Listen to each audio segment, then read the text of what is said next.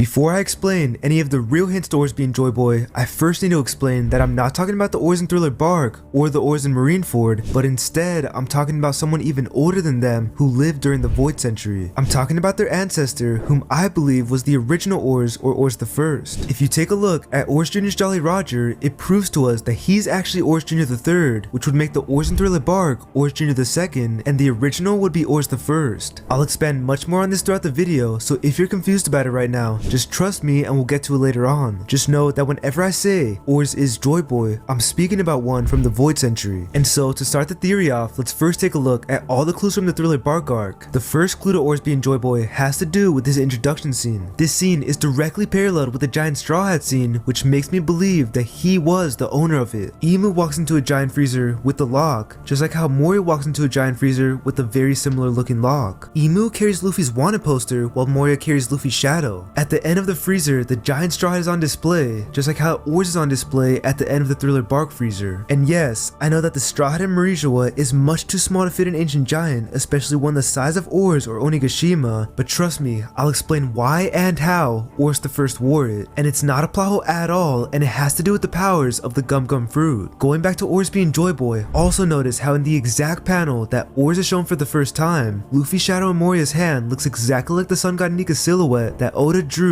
when both Luffy became Gear 5 and when Who's Who explained Nika. We don't only see this Nika pose in this panel, but also many more times in the next chapters before Moria puts Luffy's shadow into Oars. I believe that this is Oda teasing us that Nika and Joyboy are connected to Oars. Also notice how Oars has the number 900 on him since he's Moria's 900 zombie, and some people believe that this could foreshadow that the first Oars lived 900 years ago and during the Void Century. Now the next hint would be that Moria puts Luffy's shadow into Oars, showing that Oars' race or family is connected to Luffy and Joyboy. I remember I said this in my first video, which was even before we knew that Luffy would be Joyboy, and people were saying dumb comments like, well, we don't even know if Luffy is Joyboy, so how can you say this is a connection? This was during the time that people thought Momo would be Joyboy for whatever reason that is. But anyways, now that Luffy is for sure Joyboy, this shows that Luffy and Oars are somewhat the same. And I don't think the Oars that Moria had was Joyboy himself, but I think he just represents what Joyboy was back in the day. Especially when he tries to put on a straw hat, has Gum Gum moves and attacks, and even when he acts like Luffy, like we see him doing silly things like wanting meat and running around Thriller Bark because he took Luffy's personality. And this is probably the ultimate foreshadow to another giant in the Oars family having the same personality and fighting style as this one. Another hint in Thriller Bark could be Nightmare Luffy. I believe Nightmare Luffy foreshadows Oars as Joyboy, and here's why. Notice how Luffy takes on an almost identical body structure as the Oars family. He has small, short, stubby legs compared to the massive upper body size like Oars. He then has huge forearms and hands with super skinny arms. After this, we see that he has a huge bony neck that looks exactly like the one on Oars. Even his eyes kind of have the same shape as Oars' eyes, and they change shape from his base form. The last hint might be the sword that he uses. Luffy literally almost never uses swords, and for some reason when he obtained all of the shadows, he became an instant pro with one. He also just has it on his back even though he doesn't really use it, and this could be foreshadowing Oars the First having a sword, which it did seem like the Joyboy from the Void Century wielded one. Another hint with Nightmare Luffy is that when he's in this form, Oda and Lola decided to call him the Warrior of Hope. Isn't this basically just foreshadowing that he's the Warrior of Liberation? If this transformation does foreshadow how Joyboy looked, and since he's called the Warrior of Hope, maybe this also foreshadows that Oars the First was the Warrior of Liberation during the Void Century. Now, the last hint in Thriller Bark may be from Volume 48, which shows Luffy and Oars doing the exact same thing, and Oda even drew Luffy to look like he has horns coming out of his head by using Oars' teeth. This could be another foreshadow to Joyboy being an Oni or a horned creature. This is pretty much all of the evidence that Oars is Joyboy in the Thriller Bark arc, and we'll be returning to it later on because it may explain other major mysteries like where the One Piece is located, but for now, let me just lay out why Oars is Joyboy.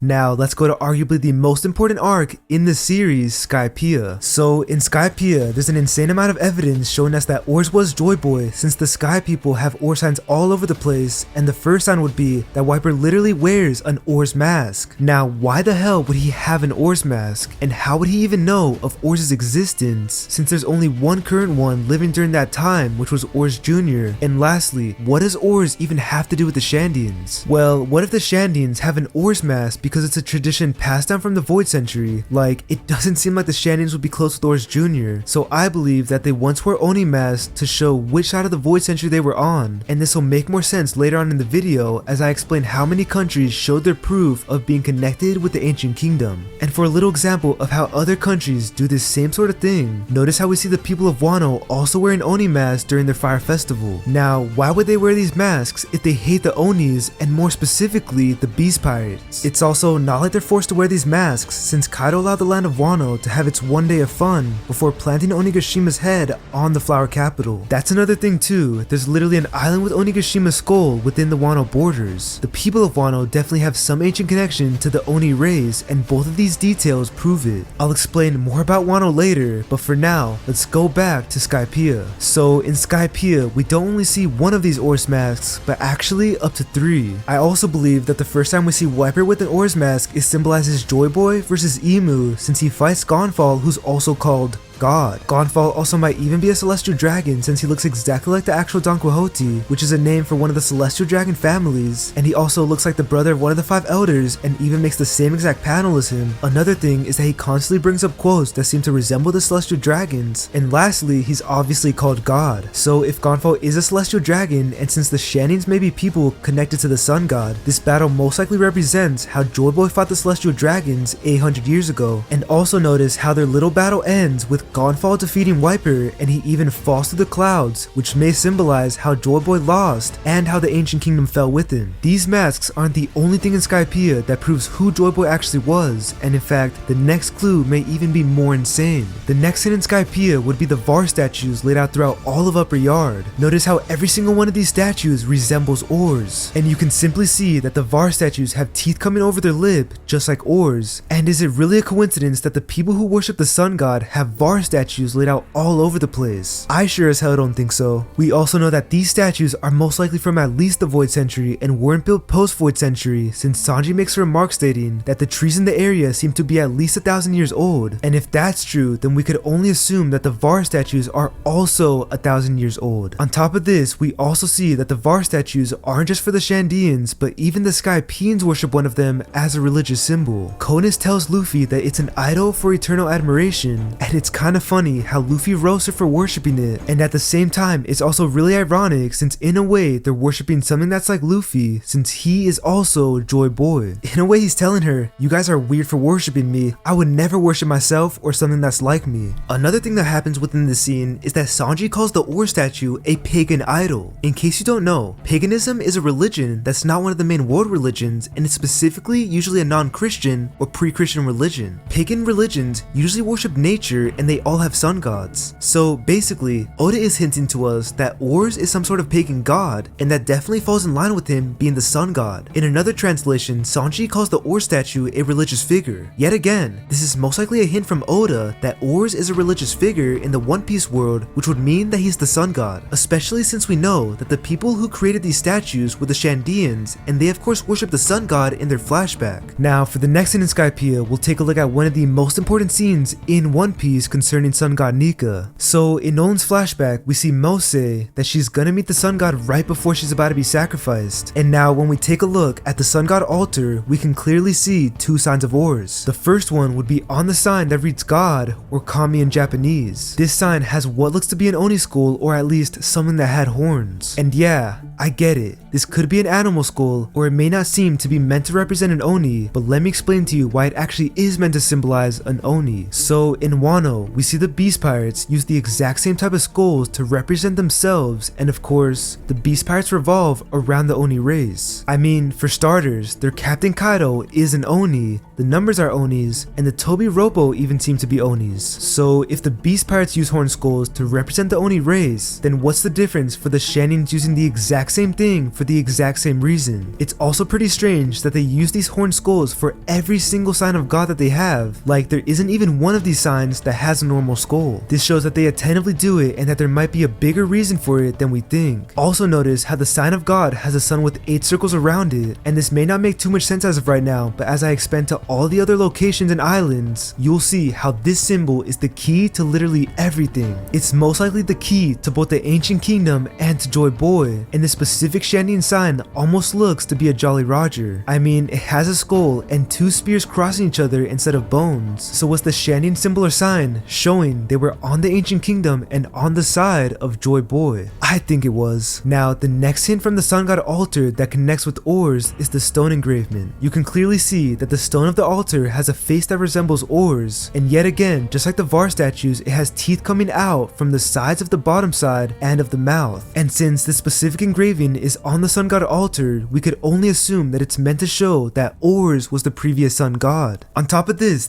altar seems to be based off of the Olmecs tradition, and in case you didn't know, the name Olmecs literally translates to rubber people. This means that whoever was the original rubber man probably looked exactly like this engravement, which means it was probably Oars or an Oni. We also see the stone engravement have the symbol of gear 4, which is the 4 fingers up, which proves that this stone phase is based on the original Joyboy. I'll explain later on in the Wano section how we know for a fact that the original Joyboy also had gear 4. However, for now, let's stay within Skypiea. So now that I've explained pretty much all of the connections with the Shandians and Oars, now let me tell you the Skypieans connections, and in case you forgot what the difference is between the 2 races, the Shandians are the people who inhabited Jaya and the City of Gold, while the Skypieans inhabited Skypiea and mainly Angel Island. So the first connection with Oars and the Skypieans would be the symbol made by the White Berets when they say Heso. It's never been truly explained why they make this symbol, and I believe it's a tradition passed down from the Void Century, and I believe that they use this symbol as proof that they were on the side of the Ancient Kingdom and Joyboy. And the reason for this is because anyone who knows what this symbol means in the real world knows that it has to do with the devil. This symbol is known as the sign of horns, and in all sorts of cultures is used for something supernatural. In Wiccan religious cults, the sign is used to invoke the horn god. In Levian Satanism, which is the satanic religion founded in 1966, the symbol is used as a tradition salutation either for informal or ritual purposes. And isn't this kind of like how the White Berets use it? They seem to use it as a traditional salutation whenever greeting someone. And also notice how the White Berets are now known as God's guards, which kind of makes you wonder if they used to be the guards for the sun god during the Void Century. If they were, then of course they'd use this hand gesture to salute the sun god of that time, who was a horned being and now called a devil. Also, if you're a fan of rock and roll or metal, then you probably already knew the meaning behind this symbol, since almost every rock and roll artist has used it to symbolize the devil. And so now that you understand all of that, now let's go to the next tradition that the Skypieans still hold to this day. Notice how the Skypieans make their hair to look like 2 antennas, or in another interpretation, 2 horns. It's a part of their culture to train their hair to grow like this from a young age. And now the question here would be, why do they train their hair to grow like this, and does it have any symbolic meaning? Well, you probably already know what I think. I believe that this is another tradition that's been passed down and that they once did it for Oars, and I don't really see why else they would train their hair to grow like horns or antennas. And I mean, until we get an explanation for all these things, I'm gonna continue to push the narrative that it's most likely for Oars. I think there's even a perfect parallel with the geography of Skypiea that proves that they were once close with Oars, and weirdly enough, it has to do with the story with Jack and the beanstalk. So in case you forgot, Skypiea has a monstrous beanstalk going right through it, and Luffy goes up this beanstalk to ring the golden bell while being in a land of the sky, just like how Jack climbs the beanstalk to go to a land in the sky to find the golden egg. These stories are almost direct parallels, and the only main thing missing would be the giant.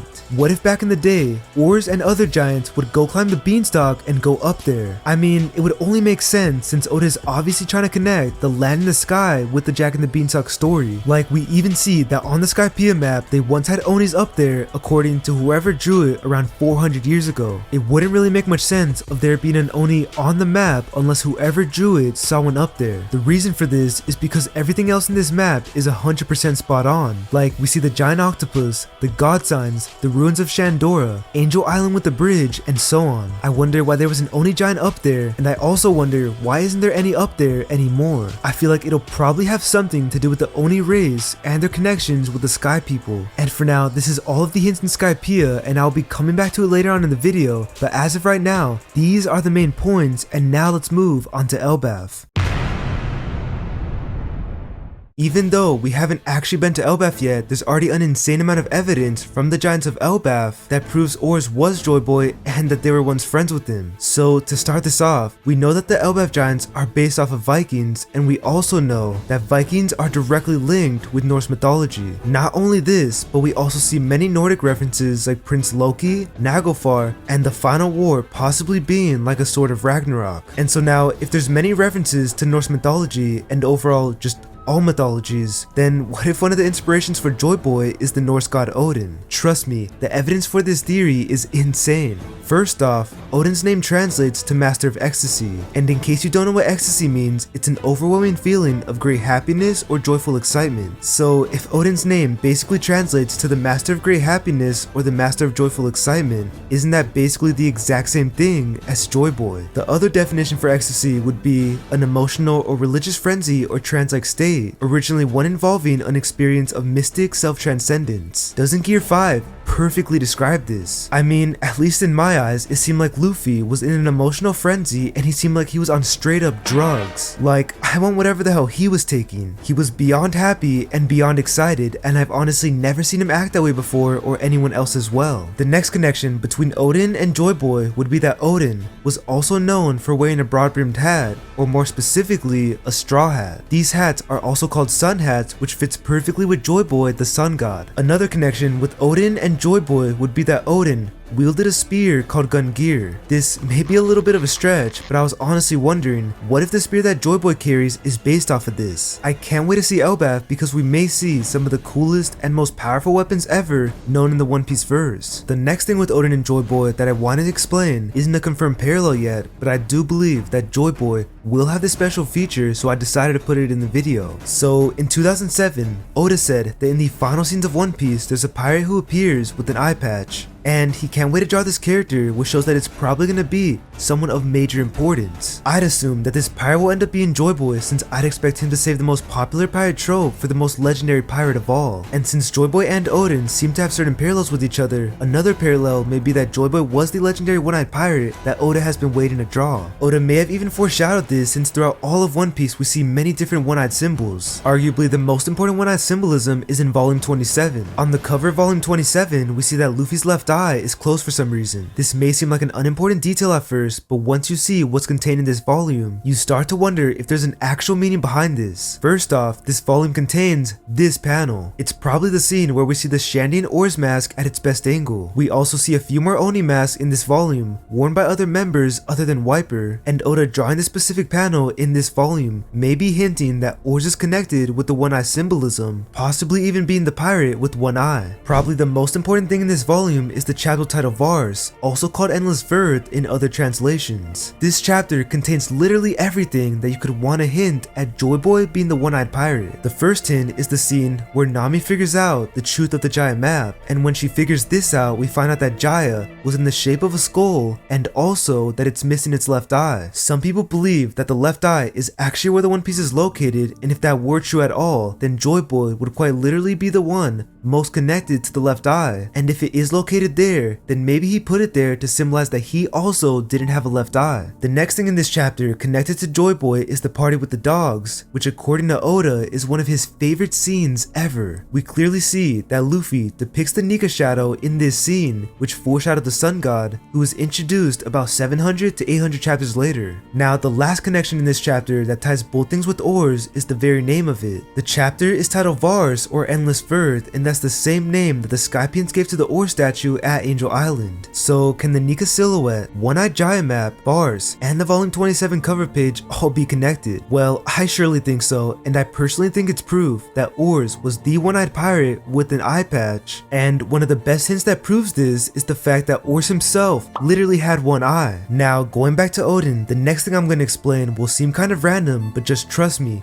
you have to hear it because it's arguably the best piece of evidence that proves Oars was the previous sun god. Okay, so in case you didn't know, Odin was known by many different names because different regions called him different things with different spellings. The most popular of these names is Oder. Oder was a god in the Nordic region, and many archaeologists, anthropologists, and historians theorize that he was actually just another version of Odin, and one of the main reasons for this is because there's a period of time where Odin was exiled by the gods, and just like Odin, Oder also had an absence, and both of their absences correspond with each other. The other main reason they think Odin and Oder are the same god is because their names mean these same exact things. Okay, so now you may ask, well, what does this have to do with Oars? Like, why even bring up Oder? Well, the reason I brought up Oder is because this god is apparently the exact god that Oars' name is based off of. Yeah, that's right, the one god that many people believe is Odin is literally the name that Oars was based on. Apparently Oars and Oder have the same exact kanji or lettering in the Japanese language, but translations to English change his name a little. And so now that you understand that, I have an even crazier connection to show you with Oder and Oars. So let me ask you this. What god do you think Oder was in Norse mythology? I'll give you 3 seconds to take a guess. Well, if you guessed a sun god, then you are correct. Yes, Oder was the summer sun god, and this is obviously directly paralleled with Oars being the sun god of One Piece. Apparently Oder is also the sun god in the game Dungeons and Dragons, and I wonder if this is where Oda got his reference from. Like, I mean, he did base all of the warlords off of a video game, so I wouldn't be surprised if he also learned about the whole Oder thing from another game. Norse mythology isn't the only Elbaf connection with Oars being Joyboy. In fact, Oda has laid out so many hints throughout the story that the Elbaf giants fought with Oars. The first major hint would be their Jolly Rogers. You can clearly see that the Elbaf Jolly Rogers are made out to look like an Oni skull. Now, I know what you're probably thinking. Oh, they only have those horns because Vikings wear horned helmets, and Oda is just basing it off of that Viking trope. Well, what if I told you that this is probably not the case because Vikings in real life never actually wore horned helmets? This myth is one of the biggest lies that pop culture has ever taught us. In fact, it's to my belief that the Vikings in One Piece also never wore horned helmets until the Void Century, and knowing Oda, I feel like he would know this fact since he obviously researches deeply into every single reference that he includes in his story. We also do know for sure that Vikings are what inspired Oda to make a pirate series, so I'd expect that he knowed all about their culture. Maybe he's gonna make it where the Elbaf giants wear horned helmets to resemble Oars, and to show that they were on his side during the Void Century War. This would fit in with the continuous traditions that we've seen so far in Skypiea, like wearing horned helmets could be like how the Shannon warriors wear Oars masks, and like how the Skypeans also have horned hand gestures and horned hairstyles. We also learned that the Elbaf giants celebrate a winter solstice, which is a festival for the death and rebirth of the sun. The harder they fast, the deeper their gratitude is to the sun. Winter solstices are celebrated in many cultures, especially ancient ones, and it's celebrated for this exact reason. Now, in real Viking or Norse lore, who do you think was worshipped during the winter solstice, or more specifically during the festival called Yule? Well, they worship the god Odin, and of course you can already see how this connects to One Piece. The Vikings of One Piece have a winter solstice in honor of the sun or the sun god Oars, while the real Vikings had winter solstices in honor of Odin. A little cool detail about the winter festival Yule would be that apparently the word Yule is the origin of the word jolly in English, which of course is tied with the most jolly man of all, Joyboy. So now that we know all that, let's take a look at more evidence that Oars or Joyboy was the god of Elbaf. In chapter 116, Vivi says how Luffy and Dory are like old friends. I feel like this could possibly be foreshadowing that Joyboy and the Elbaf were close friends, and the way Luffy and Dory reacted to each other was as if Joyboy had reunited with the Elbaf. After this, Dory explains to Luffy the code of Elbaf, and he tells him that when there's an argument between sides, the god of Elbaf decides the matter. This god apparently protects the one who's right. He then says that he's been fighting for 100 years already, and then Vivi jumps into the conversation and yells at him, what's even the point of fighting anymore, and wouldn't he lose his passion for the argument? On the next page, we yet again see her scream that a hatred that makes someone fight for 100 years is insane. She lastly asks what could they have fought over in the first place before Luffy shuts her mouth and says that it doesn't matter. Luffy seems to agree with the god of Elbaf's code, and he also seems to think that fighting for 100 years isn't an insane matter. Luffy probably likes the code of Elbaf because the god who created it was just like him. What if the god of Elbaf was the sun god? Also, this would be insane foreshadowing since the Elbaf giants have been fighting for a whole century specifically because of this code. Them going at it for 100 years and then Luffy telling Vivi that fighting for 100 years isn't such a bad thing could be a parallel with Joyboy having to fight for a whole century with the Elbaf warriors as one of his main alliances. And Vivi not liking the idea of this could also foreshadow that the Nefeltari family felt the same way during the Void Century. Now, with the whole idea of the Void Century, wouldn't it just make perfect sense if Joyboy was an ancient giant? Another thing we learn in this chapter is that the Elbaf giants can live up to 300 years. If this is true, then I'd expect the ancient giants to be able to live for at least multiple centuries. We also know that the Sea Kings and Zunisha have been alive for almost a millennia, so we could only assume that all the colossal creatures in One Piece have the capability for living for an extremely long time. With this logic, Oars the First or an ancient giant being Joyboy makes so much more sense than it being a human, a Skypiea, Lunarian, Fishman, or anyone of that size. It would just make sense as to why the world government had to erase a whole century from history instead of just a few decades or few years. They probably had to do it to hide the secret of Joyboy and his life story. The last little piece of evidence that has to do with the Elbaf giants has to do with their boats. Notice how on their ships they have the symbols of a sun with 8 circles surrounding it and also a sun with 8 rays. The sun with 8 circles around it is practically the same symbol that the Shandians have. This shows that they have some connection, and it's most likely an ancient one. This is also all linked to a boat which has an Oni as its Jolly Roger and an Oni as its figurehead, showing that Oars is the one who's connected to these symbols. The sun with 8 rays is also a symbol that we see on the moon during Enno's cover story, and this shows that it may be a symbol from the ancient times. As I get through more countries and land, you'll see that there's even more instances of this same sign being brought up. But anyways, this pretty much wraps up everything on Elbaf, and now let's head over to how the Wano arc and how the land of Wano foreshadows who Joyboy really was.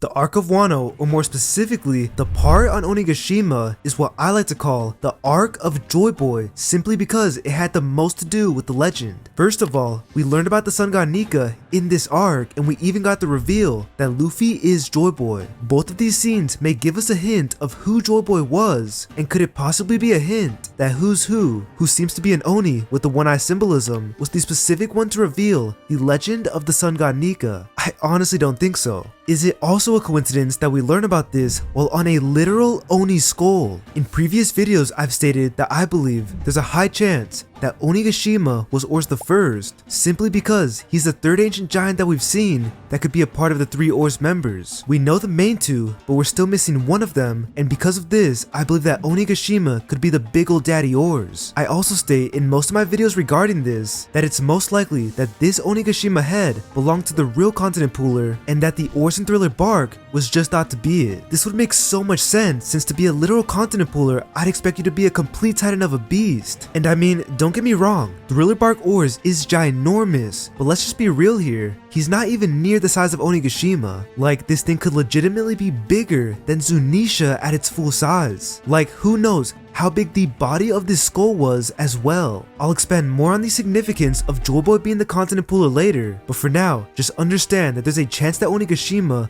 could have been his head. And by the way, to all the people that say that Onigashima's skull was built and that it's not a real skull, well, I hate to burst your bubble, but that's literally just a false statement. Not once has this ever been revealed to us, and if anything, it's just complete speculation and not even a real theory, because there isn't any evidence backing this claim up. I just thought I had to say this since I always get people in my comments stating that Onigashima isn't a real skull and that Kaido purposely built it. I mean, it actually seems like Kaido came to Wano for the skull when we see him say things like, "I came here because it's Wano." Who knows just how much this guy knows? And he definitely seems to have learned a thing or two about Joyboy. I mean, is it really another coincidence that the man who's obsessed with finding Joyboy lives in this skull? What if he lives here because it's Joyboy? I mean, one of the biggest mysteries that Oda never answered was the true name of Onigashima. I believe it's Marco that tells us that Onigashima changed its name, and we learned that Kaido was the one who called it that. So what could the original name of the island be? What if it was called something like Joyboy Island or Island of Joy, or anything that hints to it being connected with him? And if it was still called that, then it'd be way too easy to point out that Onigashima's skull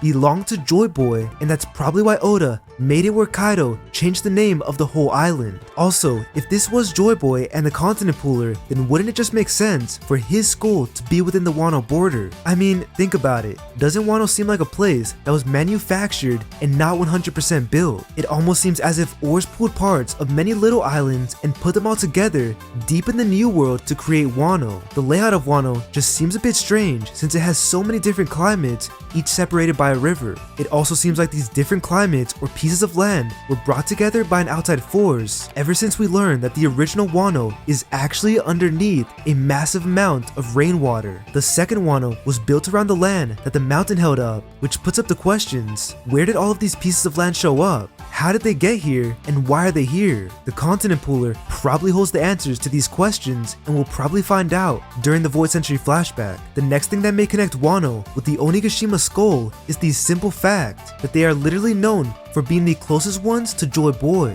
We know that the Kazuki clan wrote and created the poneglyphs, and wouldn't Joyboy have to tell them where the One Piece is for them to be able to connect the 4-road poneglyphs? So wouldn't it just make sense that Joyboy's skull would be within their borders, since he may have played a huge part of their culture? Another little detail with the Kazuki clan is the same exact sun logo that the Shandians and Elbaf giants use. It's a sun with 8 circles around it, and this proves their connections with the other two cultures. Also remember that the people of Wano also wear Oni masks, which seems pretty strange since you would think that they actually hate the Oni race after what Kaido did to them, and this tradition is probably one passed down from the Void Century, just like the Shandians mask tradition. Now, one of the strangest details that Oda never really addressed in the Wano arc was the poneglyph inside of Onigashima. We saw that Law found one, but for some reason, he nor Robin never really looked into it after this. Like, did Robin ever even know about its existence? And why would Oda go as far to show us that Onigashima had a poneglyph if he was never planning on telling us what the poneglyph actually said? What if he couldn't tell us what the poneglyph read because it would have spoiled something huge? What if this poneglyph told us the significance of the Onigashima skull, and maybe Oda is waiting to show us this when he reveals the Void Century? Especially if the skull belonged to Joyboy, there's no way Oda could just tell us that right now. This could also possibly explain why Oda chose to have Zunisha leave abruptly. It seems like if Zunisha stayed there any longer, or for the next few days, he would have and should have revealed something about who and what Onigashima was. I feel like the way he left was indeed for a good reason, but at the same time, it also felt very convenient. And so now, one of the biggest hints in the Wano arc that Kaido gives us to Oars being Joyboy is the fact that his name in Japanese can translate to Joy Boy. This has to be a hint from Oda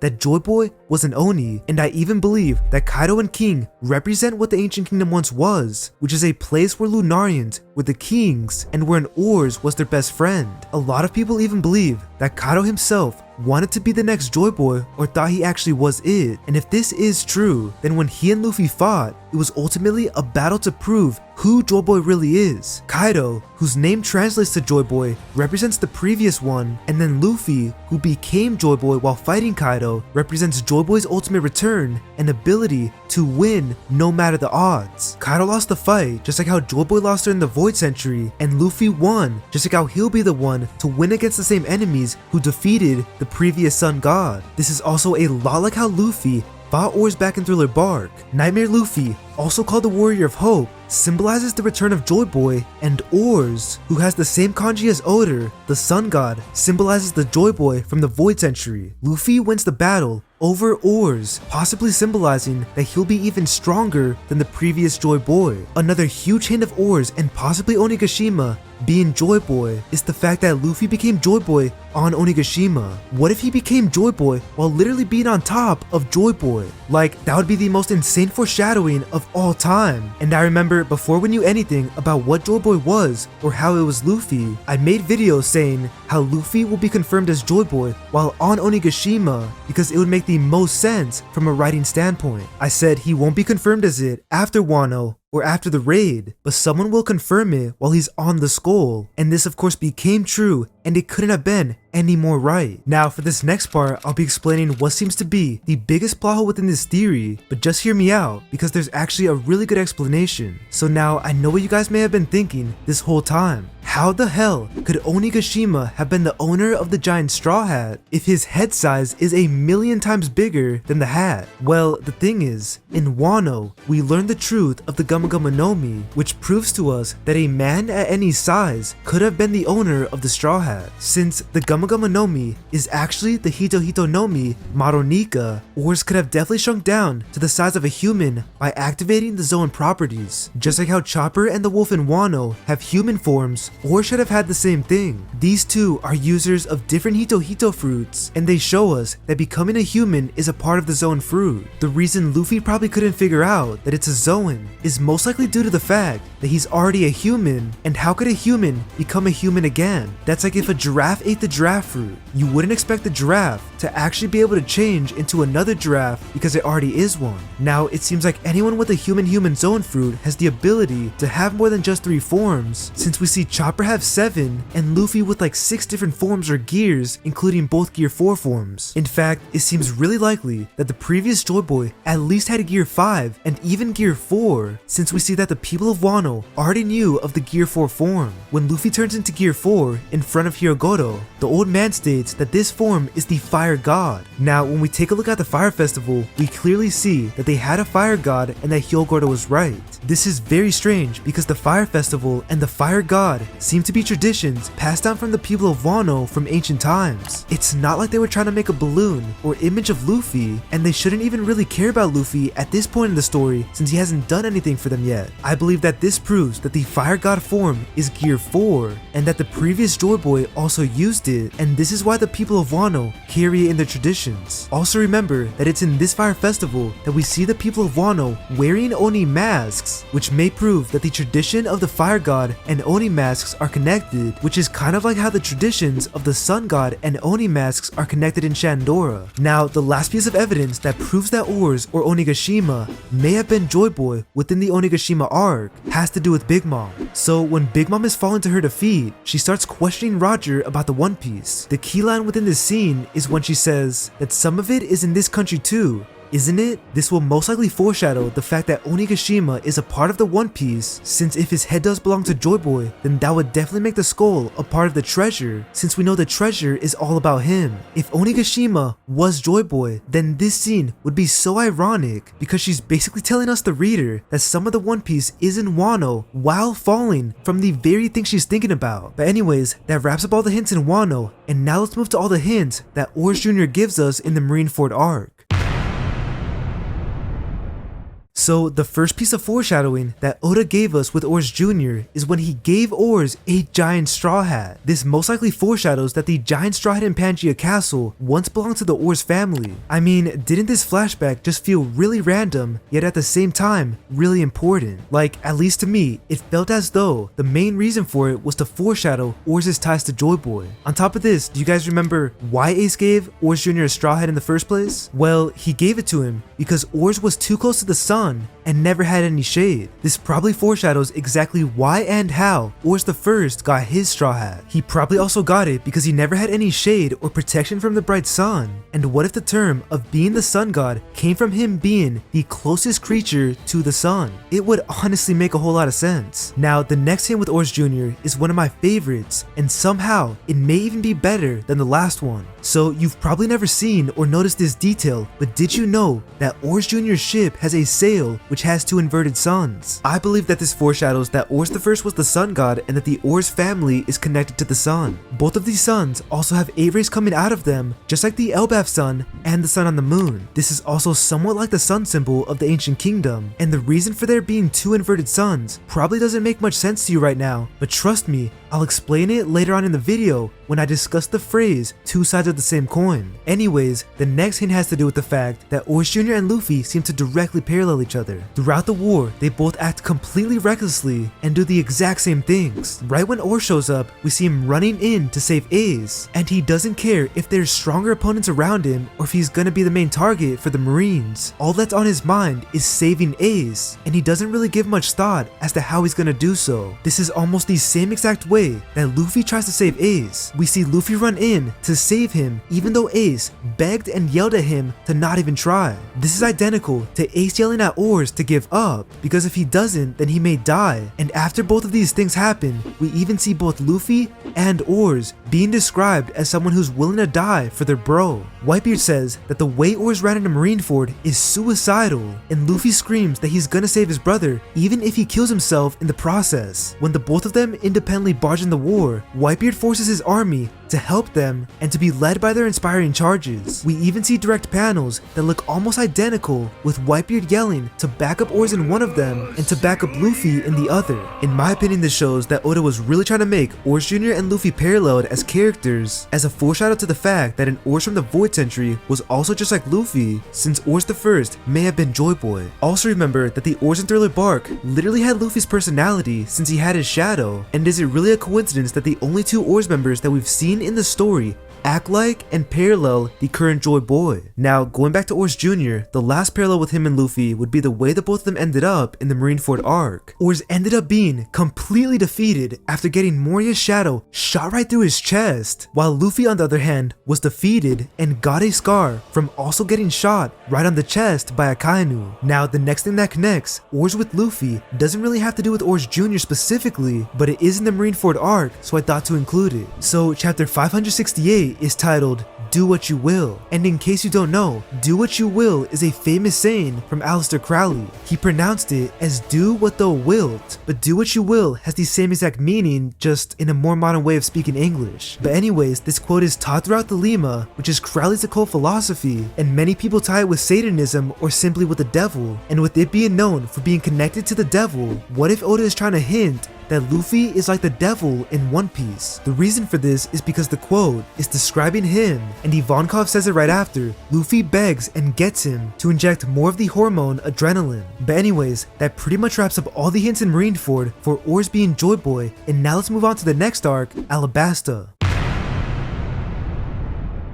So Alabasta definitely seems to be a place based off of Egypt, which would mean that ancient Alabasta is probably based off of ancient Egypt. With this, it truly does seem like the sun god Nika was based off of the Egyptian sun god Ra, and yeah, I know, I said earlier that Nika was based off of Odin, but that doesn't necessarily mean that there can be more than one inspiration for his character. I mean, if you take a look at Usopp, he seems to be based off of Pinocchio, the boy who cried wolf, and even the fables of Aesop, so I wouldn't be surprised if Nika is based on more than one god. I also actually believe that Nika being based off of so many gods from different cultures is the key to Oda's true message in One Piece. However, we'll discuss more on that later on in the video. And so to start off on how Nika is partly based on Ra, first off, Ra wore a sun disk, kind of like how Nika wore a straw hat. This is interesting because in Egyptian lore, Ra would even inherit the sun disk to the next gods which took his throne, that mean Osiris and Horus, and this is kind of like how the straw hat seems to inherit the next sun god. The next parallel would be that Ra rode on a sun boat, just like how the current Nika or Luffy rides on the sunny boat. Ra rose from Dawn and East, just like how Luffy came from Dawn Island in the East Blue. Ra has a secret name, and once learned, you gain the ability to use and control Ra's abilities. This is kind of like how the Gama Gama no Mi has a secret name, which is the Hito Hito no Mi Maro Nika. Plus, I feel like once the user learns the true name of the fruit, they should be able to use it to its full potential, since they'll understand that they're a Zoan and have different Zoan forms, instead of thinking that they're just rubber. The next connection with the fruit is that Ra was known to be the god of creation, just like how the only limit of the Nika Zoan is the user's creativity. Both Ra and Nika can creatively do whatever they want, and so now that you see the direct parallels, now let's take a look at how it's tied to Oars and the ancient kingdom. So we know for a fact that the Nefertari family were one of the 20 kingdoms that created the world government. 19 of the 20 kings moved to Marijoa to become celestial dragons, while the Nefertari stayed in Alabasta. The reason they did this is unknown as of right now, but we could only assume that it has something to do with the ancient kingdom and Joyboy. The reason I think this is because the flag of Alabasta is the same exact logo that all the other countries tied with the ancient kingdom have. It's the sun logo with 8 rays or 8 beams surrounding it. Alabasta is also one of the oldest settlements in One Piece, and its city Alubarna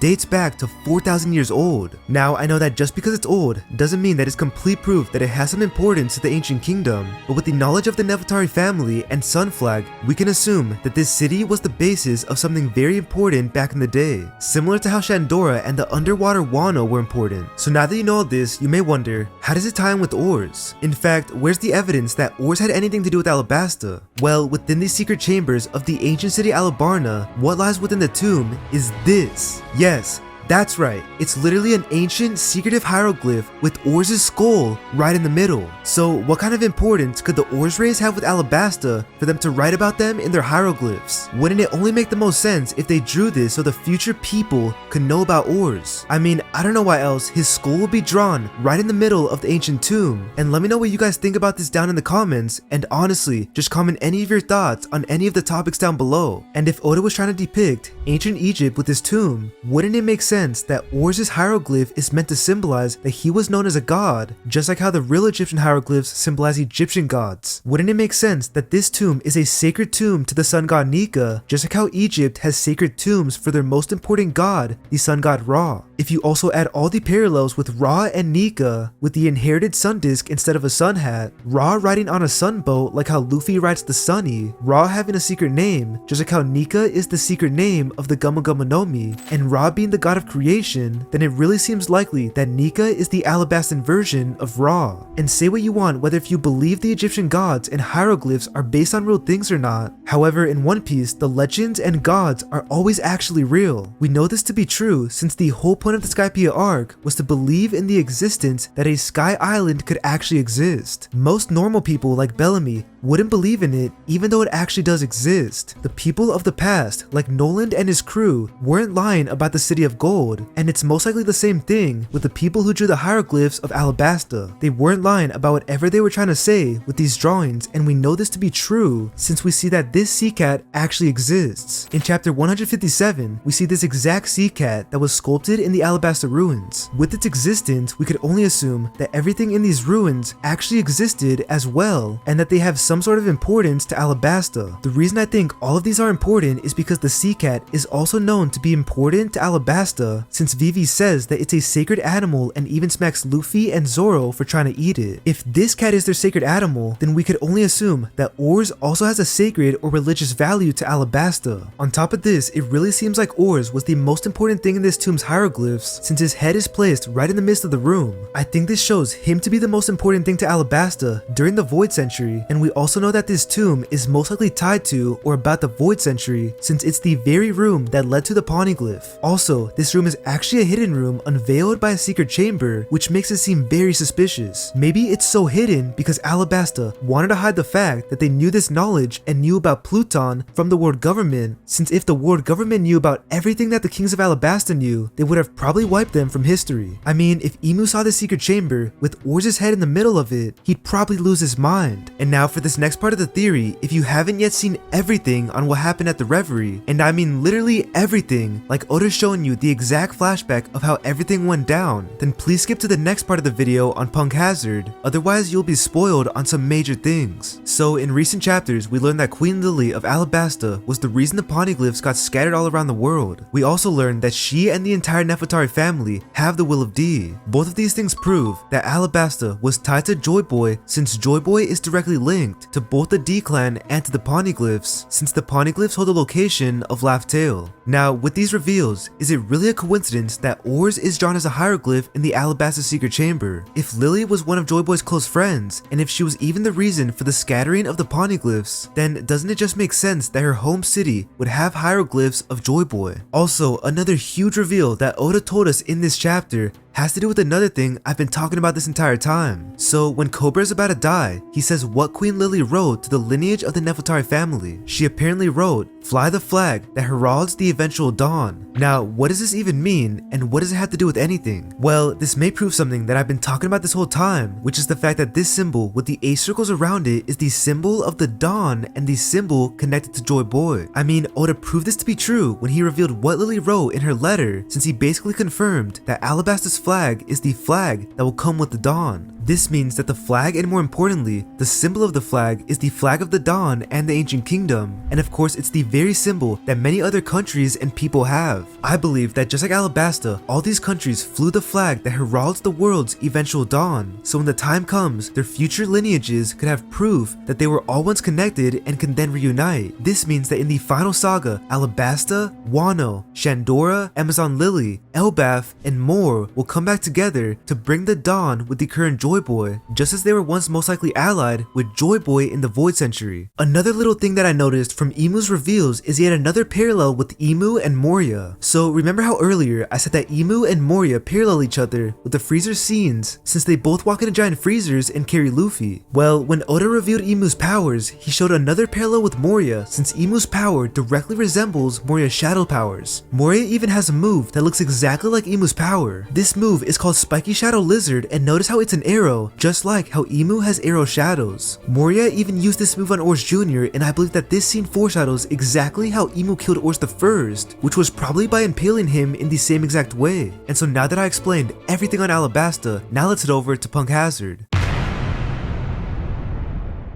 Right when the Straw Hats get to Punk Hazard, they see this danger sign. This is a sign that was put up by the world government, and it's very interesting that they chose to use Oars as the very symbol of danger. Could this represent that Oars was the biggest and most dangerous enemy that they've ever faced? I mean, I would expect Joyboy to be their natural enemy, just like how Luffy will end up as their enemy. Plus, we also know that the world government has a habit of labeling good people or good things as evil. For example, they label the people of Ohara as the worst criminals, Nico Robin as a demon child, and more. And well, since they do this, it wouldn't surprise me if Oars was actually a super nice guy, in the same way that Luffy is, but was labeled as some terrible being just because he opposed them. I mean, he quite literally received the nickname of being called the Devil, and isn't the Devil the direct enemy of the gods? Or should I say, in One Piece terms, the direct enemy of the Celestial Dragons? In the same way that they labeled Robin as a demon child, I wouldn't be surprised if they were also the ones who labeled Oars as a devil. And so now going back to Punk Hazard,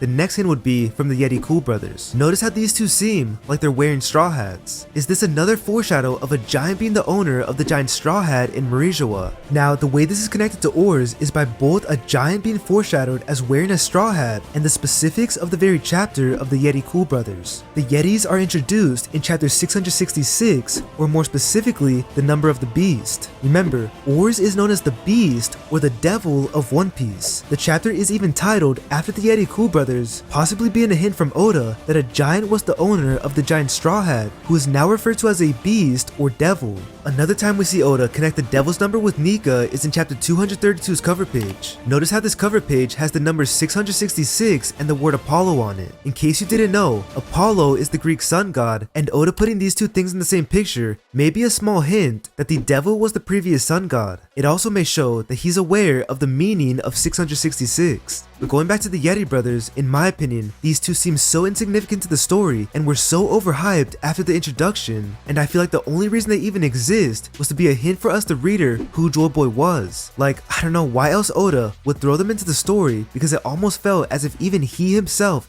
didn't care about them. Now, a huge hint with the Yeti brothers and Oars also has to do with Roger and Rocks, and it's all about wordplay. Before I tell you anything, let me remind you that Oda is a wordplay fanatic, and he always puts wordplay connections in his story. If you've seen any of Uteron's theories, you'll understand how deep Oda really goes, and I say this because if you didn't know about this, then you probably think that this next part is a complete stretch. And now, so first off, let's just look at the names of Roger, Rocks, and Oars and see how they're connected. Let's take a look at their first names, which are Roger, Zebek, and Oars. If you take a look at the meaning behind these words, they're all parts of a pirate ship. Roger is the word for the flag of a pirate ship, Oars is the word for the rows that propel and steer the ship, and lastly, Zebek is the word for a ship that was used by pirates. Now, if you think these wordplay connections are a coincidence, then let's also look at their last names, and for Roger's, I'll be using the word gold for Goldie. This is simply because it's an obvious pun with it, and since the first time we learn his name, it's pronounced as Gold Roger and not Goldie. Now, with this, you'd have the words gold,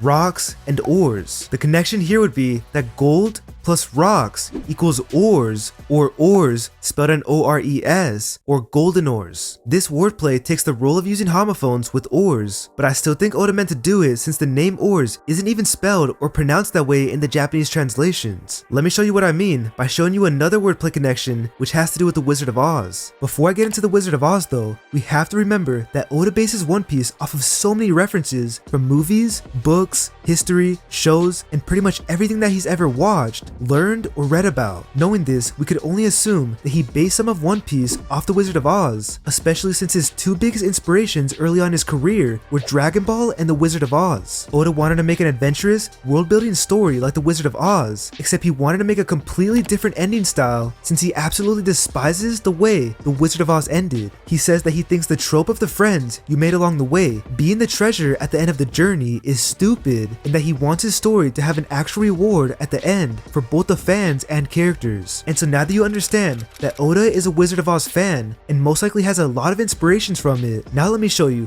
what these inspirations might have ended up being and what it has to do with Oars, Rocks, and Roger. Now before I get into it, let me just explain that I'll be connecting each location from Bellamy's quote, being the Emerald City, City of Gold, and the One Piece, with both the three characters, Roger, Rocks, and Oars, and with three things from the Wizard of Oz. I know this may seem kind of confusing right now, but once I explain it, you'll get what I mean. So for the first parallel, I believe that Roger is directly tied to the Yellow Brick Road in the Wizard of Oz and the City of Gold in One Piece. The first reason for this is because Roger's name is a pun with the word gold, and obviously the City of Gold and the Yellow Brick Road that's made out of gold have a lot to do with gold. The Yellow Brick Road is also meant to represent the gold currency in America, which yet again shows its connection to gold. The second reason he seems to be connected to the Yellow Brick Road is because of his introduction that perfectly parallels what the Yellow Brick Road represents. Straight from the Wizard of Oz book is a quote that says, "They are currently striding along the Yellow Brick Road to fame, the first step on the Yellow Brick Road to fame and riches." Now, doesn't this quote sound familiar? Well, if you've read the first chapter or watched literally any single episode of One Piece,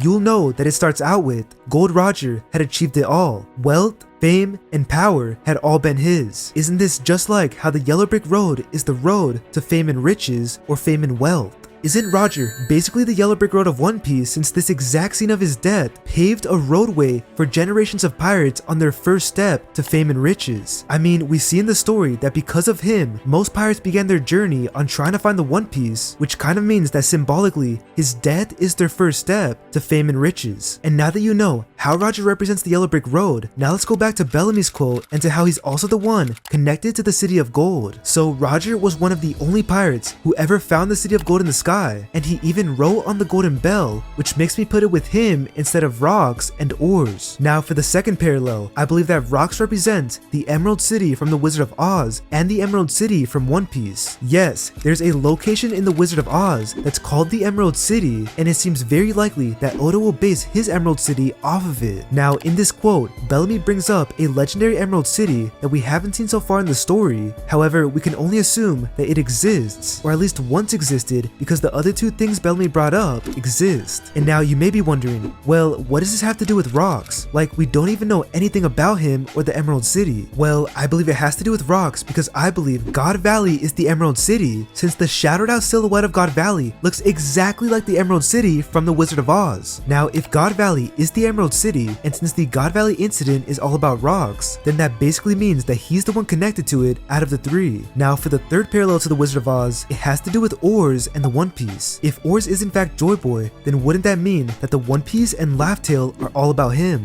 I mean, Roger did say that he wishes he could have lived in Joyboy's era after seeing the One Piece. And so if the One Piece is all about Oars, then what does it have to do with the Wizard of Oz? Well, it has to do with the Wizard of Oz, since Oars' name is actually meant to be spelled and pronounced as Oz, O-Z. In Japanese, the kanji for Oars' name spells out the same exact kanji that they use for Oz in the Wizard of Oz. This kanji sounds like Azu, which is why many English translations of One Piece call Oars Oz instead of Oars. In fact, Oda revealed that Oars was actually spelled as Oars and not Oz in English when he revealed Oars Jr.'s flag, which spelled the word Oars and not Oz. Now, why would he change it to being sounded as Oars and not Oz? What if he did this because he meant for all of these wordplay and Wizard of Oz connections with Rocks, Roger, and Oars? I mean, remember, the kanji for Oars is also the same kanji as the sun god Oda, which shows that Oda definitely meant for some importance in Oars' name. Also, with Rocks, Roger, and Oars having these connections, I really feel all of these people and locations are the keys to the One Piece. I feel like somehow they all coincide with each other. Some more things that connect Roger and Rocks with Oars also have to do with Luffy and Blackbeard. So Luffy seems to be just like Roger since we continuously see people compare them, and since we even see that they have the same exact dream. So for this part of the connections, think of Luffy and Roger being a pair, and then Blackbeard and Rocks being a pair since they too also seem to be very similar. Remember, both Blackbeard and Rocks had the same island, which is full of lead, and Blackbeard seems to be Luffy's biggest and first rival, just like how Rocks was to Roger. So now, what would be the connections of these pairs to Oars? Well, Luffy and Roger's connection has to do with the dreams and with the straw hat, since we can only assume that Oars or Joyboy also wear a straw hat and that the tradition was inherited to Roger and Luffy. On the other hand, Rocks and Blackbeard's connection has to do with their Jolly Rogers. I mean, Rocks' Jolly Roger has a horn skull on it or an Oni skull on it, and Blackbeard's Jolly Roger is the exact symbol of Oars with the 3 skulls. We see that not only Oars, but also Oars Jr.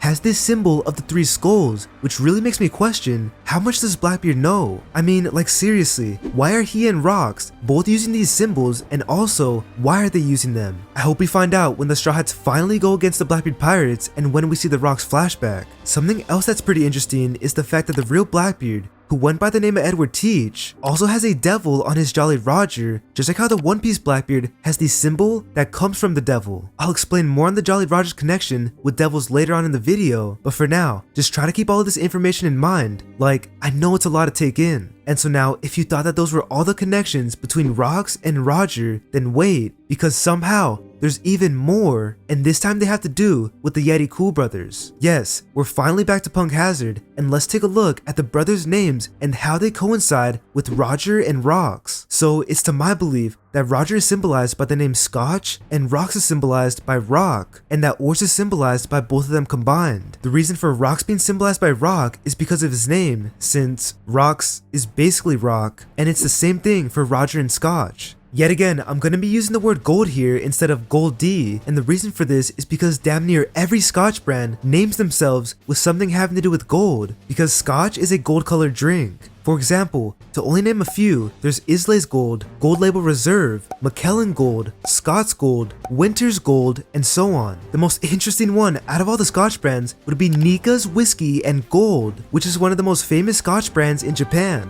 And now, as you can see the direct connection with gold and Scotch, on top of all of this, there's a name for Scotch, which is called Scotch on the Rocks, which means getting Scotch with ice. This term Scotch on the Rocks connects both Scotch with Rock and then Roger with Rocks yet again, and it all goes back to Oars because remember, the Yeti brothers are giants wearing straw hats and were introduced in chapter 666. I also really think that the Scotch references might have something to do with Bing Sake and its importance to Joyboy and the One Piece, and let me know what you guys think about that. Like, what if this is all a connection to Joyboy's Scotch on the Rocks that's on Laugh Tale? And so now the next connection in Punk Hazard has to do with the world government, and according to law, the world government has been researching gigantification and the creation of giants for hundreds of years. He says that they've been researching this for military purposes and to create an army of these giants. And now notice how the giant in the background is an Oars giant. Like, is Oda showing us that this is the type of giant the world government wants to create? They probably wanted Oars giants over Elbaf giants because the Oars ones are most likely much more powerful on average. Now for this next part of the theory, if you haven't seen the Egghead arc yet, or if you're simply an anime only watcher, then please skip to this timestamp. So just like how the government researched on Lunarians and were able to create Seraphim, we also know that they were researching on Kaido since he was in the same facility as King. They probably researched him trying to find out the secrets to his DNA and the secrets to the Oni race so they can make Seraphim type of weapons but with Oars giants. I mean, the Seraphim are already extremely powerful, but could you possibly imagine the same sort of idea with Oars? Like, that would be absolutely ridiculous and most likely unstoppable to defeat if they had a full army of them. I also think that there's a decent chance that they were able to obtain this technology because they may have received Oars Jr.'s body after Marineford, and it's never really stated what happened to him, and we don't even know if he died or not. We were able to see a grave and funeral for Ace and Whitebeard, but nothing ever came out of Oars' defeat. What if the government took his body in to do research on and scientific experiments? And if they did, then they could have potentially recreated an army of the Oars race. Now, it also seemed like the ancient kingdom specifically made robots the size and shape of Oars, so the world government definitely knows the strength of these creatures or the strength of the things the size of them. Also, why would the Ancient Kingdom specifically make Oars robots? Like, were they trying to replicate the size, strength, and look of the greatest warrior of all time? Did they make Oars robots for an Oars army? It sure as hell does look that way, and just the mere existence of this robot proves how important the Oars race really is and the impact that it had on the Ancient Kingdom. A possible hint from this robot that could foreshadow Oars being Joyboy is when Luffy calls it Robo King. Could this be foreshadowing that an Oars was the original king of the pirates? Well, I guess we'll have to wait and see, and I hope we also learn more about this robot throughout the arc. I wonder if it'll reawaken when the final war takes place. I also wonder why it reawoken 200 years ago during the Fisherman Rights movement, and the Fishmen are also definitely tied to the secrets of Joyboy, but I think I'll have to explain that in another video because it's kind of off topic with this one. If you want that video, then subscribe to the channel, leave a comment about it, and also please leave a like on this video if you've enjoyed anything I've said so far. All of your support truly goes a long ways, and it makes all the worthwhile to keep making these videos. And now, going back to the theory, I will tell a few hints to how Fishman Island is connected to Oars and the Ancient Kingdom. So first off, they seem to be directly connected to the sun when we see the Sun Pirates, and when the whole dream of the Fishman people is to quite literally be able to freely live and roam in the sun instead of just in the water. Also notice how the chapter titled The Path Towards the Sun, which is the chapter where Luffy and Jinbei show the Fishman people a path towards the sun, has Whitebeard as the cover page. Could this be Oda hinting that the Shandians are connected to the Fishmen through the sun? Also notice the building behind him and how it resembles the Fishman castle. It even has little horns at the top, which may be a tradition for Oars yet again. And Ryugu Palace also has the horns at the very top, which may be for the same reason as the Sky People. And so now that I've gone over the Fishmen and Punk Hazard hints, now let's go to another icy island, which is Drum Island. I truly believe Drum Island had connections to Joyboy simply because of its name. What if it's the island of the Drums of Liberation? I mean, why else would it even be called that? It's also my belief that these ginormous pillars or mountains along with the castle has to do with the Ancient Kingdom. If Joyboy wasn't Oars, what if there were a bunch of these creatures who lived back in the day? What if they all got wiped out to history just like the Lunarians because the world government feared their strength and feared their history? If there were a bunch of these titans, then what if these so-called mountains were actually drums for them? What if that's why it's called Drum Island? Because it's the island that has a bunch of drums. I mean, let's just be honest here. These things don't look like mountains at all, and they look more artificial than natural. Don't they kind of just take the shape of ancient drums? Like, to me at least, it looks exactly like the African drums I used to play in grade school, and now they're obviously covered by the snow and ice by now, but I can see ancient giants playing them back in the day to the beat of Joyboy's heart. The other reason I think these mountains or drums are connected to Joyboy is because the castle that's on one of them has ancient looking carvings of a horned man. Who else in One Piece has horns besides the Oni race? This may be a hint from Oda that Drum Island along with the castle was a place that was once associated with the Ancient Kingdom. I feel these Oars or Oni heads were carved into the castle because the castle was dedicated to him in a similar way that these Shandian Oar statues were also dedicated to him. This may prove that Oars or giant Onis used to be associated with Drum Island, and if that's true, then maybe these mountains really are giant drums that were played by the Oars race. I really feel like this has a chance to be true, since for some reason, everything connected to the Ancient Kingdom has a gargantuan size. For example, Zunisha, the Noah, the Sea Kings, and Onigashima all have gargantuan sizes, and if the ancient people were able to build things the size of the Noah, then it wouldn't surprise me if they built drums the size of these mountains. I also don't find it a coincidence that this is the same arc where we learn about the human fruit. All of these things being involved with each other could be Oda foreshadowing that the human fruit has something to do with the Drums of Liberation and Oars. And now that I explained everything on Drum Island, now let's head over to Oars and Joyboy's connection with the Bible. Okay, so now that I've explained to you a whole lot of proof that Oars is Joyboy and the Sun God, I now need to explain the true meaning behind this and overall the true meaning in One Piece. There's an esoteric meaning behind everything in One Piece, and the more you know about the real world, the more you realize that One Piece is just a reflection off of it. And so in this part of the video, I'm going to explain to you why I know Oars or Joyboy is also based off of Jesus and how this all connects with the Sun God as well. So to start this off, I know that Jesus and the Bible have a role in One Piece because Kuma quite literally walks around with it 24/7. There's also the Noah arc and the Adam tree, which proves that biblical ideas exist in One Piece. And now in real life, what even is the Bible thought to be? Isn't it thought to be a work of ancient text to believers? I mean, if you read it, it has actual locations and cities. For example, Jerusalem, Israel, and the Jordan River are legitimately real places that you can go to. And now, I'm not here to tell you that everything in the Bible is real or not. However, in a world like One Piece, where fantasy thrives, where the City of Gold exists, where the Buddha exists, where flying dragons exist, we could only assume that the biblical stories in One Piece actually happened in that world. Also, I don't think the Bible in One Piece is the same exact thing as the Bible in the real world. In fact, I think it's more so a religion or book that tells the stories of Joyboy and of the ancient kingdom in replace for the stories of Jesus. Also, Clover claims that you can learn the name of the ancient kingdom through ancient manuscripts, and since Kuma's Bible is quite literally the only ancient manuscript that we know of in One Piece, we can only assume that it has some extreme importance to the ancient kingdom. I mean, if you take a look at it, it even has the symbols that may be connected to the ancient kingdom, since it has a sun, which may be symbolizing the sun god Nika, wings, which look like the sky people's wings, clouds, just like Skypiea, and a woman who's wearing an ancient style of clothing, and who knows, she may even be...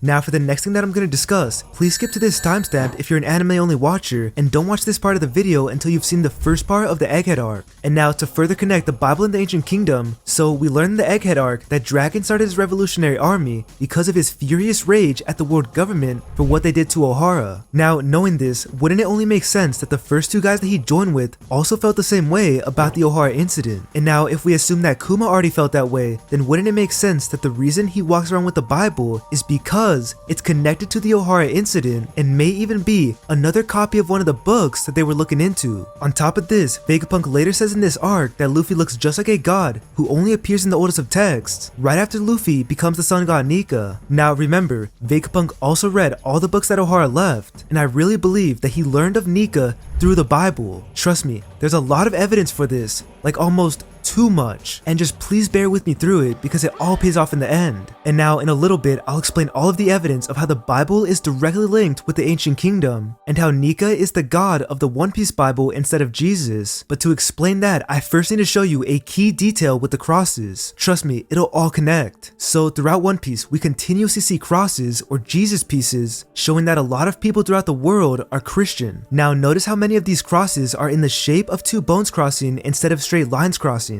This is interesting because every pirate in One Piece also uses crossbones for the Jolly Rogers. Other people also use it as well, like the Kazuki clan. And now, wouldn't it just make sense if the Jesus Bones crosses are connected to the Jolly Rogers Bones crosses? And you may be wondering, what does this have to do with anything, especially with Oars? Well, this has to do with Joyboy, or more specifically, Oars, because Oars has this exact crossbone symbol on his clothing. The bones even go in the direction of a Jesus piece and don't go in the direction of that of a normal Jolly Roger, possibly showing that the original symbol of the crossbones was in the direction of the Jesus crossbones. Now, this isn't the only cross connection we see with Oars. In fact, we see another one in Thriller Bark, when Brook puts an Oni skull over the cross for his former crew. Also, notice how this cross is pretty much the only one in the area that takes the shape of two bones and not straight lines. Also, the skull head that Brook uses resembles the same shape that the Shandians use for their sign of God, and that the Beast Pirates use to represent themselves. This skull is the figurehead from Brook's ship, and also notice how the Rumbar Pirates ship also has an Oni or horned figure as their Jolly Roger. The Rumbar Pirates were known for singing Bing Sake, and many people, myself included, believe that Bing Sake was a song about the Void Century. The reason for that is because they have the lines, "The merry evening sun, the birds sing as they draw circles in the sky, and never ending, ever wandering, our funny traveling tale." Is it really a coincidence that the crew who sings and introduces the song about Laugh-Tale has the Jolly Roger of an Oni? Well, if you think it is, then check this out. Bing Sake also has the line, "Flying the proud skull on our flags and sails." I believe this line is dedicated to Joyboy because I believe that all Jolly Rogers in the world of One Piece came from him, and here's the proof of that. So at the end of chapter 2, Oda shows us this page. In this page, he explains where the Jolly Roger came from. He basically says that it comes from the term Old Roger, which was a name for the devil. So if Jolly Rogers came from the devil, then wouldn't that mean that they came from Oars? Also, if Old Roger is a name for the devil, then the term Jolly Roger basically just means a happy devil,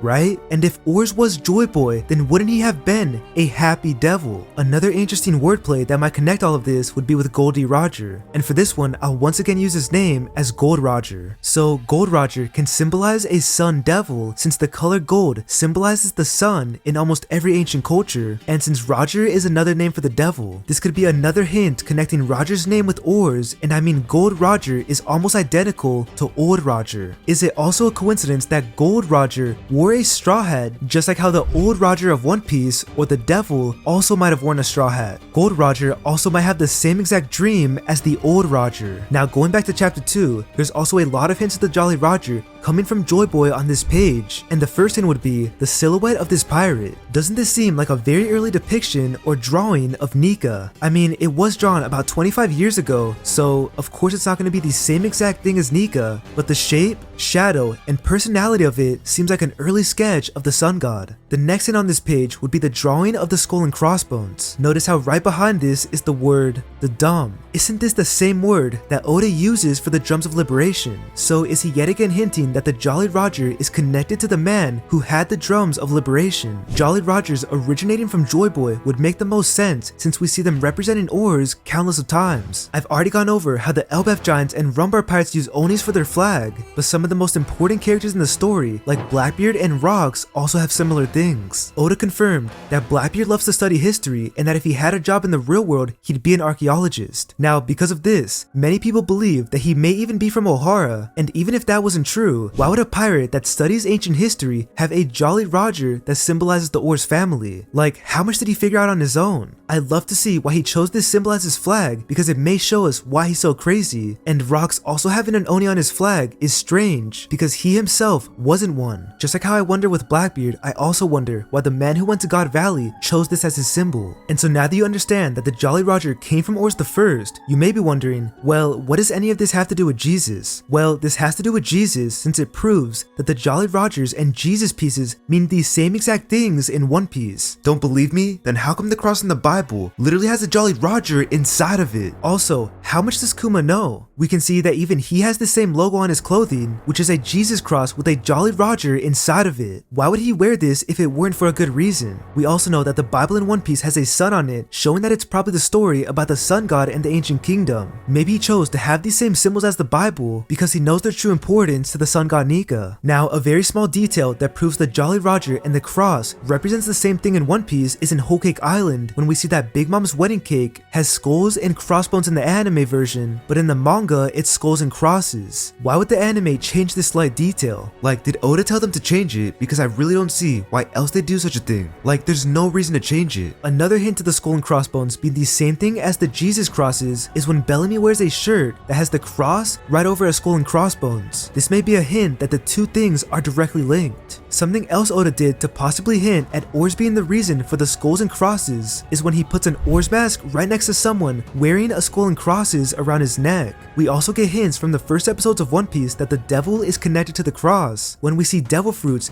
being put in the shape of a cross. In fact, this is how we learn about what devil fruits are in the first place. Now, the next hint has to do with Drum Island. So in this arc, we see both Luffy and Dr. Hiriluk describe the Jolly Roger as a symbol of faith. So now, what does this have to do with Jesus? Well, Jesus is known as the biggest symbol of faith throughout the whole world. In fact, the Bible basically just teaches you to have faith in Jesus no matter what happens. Isn't this basically the same thing that Hiriluk taught Chopper about the skull and crossbones? Another connection with Jesus, Oars, and the sun god has to do with the Shandians again. So if you take a look at their tents, you'll notice that every single one of them has horn skulls or horns on the top. I believe that this is meant to symbolize their god Oars, just like how the skulls on the god sign do. Now notice how one of the tents has a bunch of sun symbols on them symbolizing the sun god, and another tent has normal and upside down crosses symbolizing Jesus and the devil. In case you don't know, an upside down cross typically refers to something that isn't holy, or in other words, satanic. Now, having all three of these symbols with the Oni references on each tent might be a hint from Oda who their true god was and what his symbols were. The last thing that I'm going to explain, with the skulls and crosses, might be the best one yet since it has to do with the real world. In fact, I believe that this may be the reason Oda connected the two in the first place. So in the real world, there's a type of cross that has skulls and crossbones on them. The skulls and crossbones represent the grave of Adam, the name Calvary, and the victory of Christ over death. It also represents the place where Jesus was crucified, and just like how the skull and crossbones represents Joyboy, it also represents Jesus in real life. This became a symbol of death from biblical times and not from pirate times. And remember,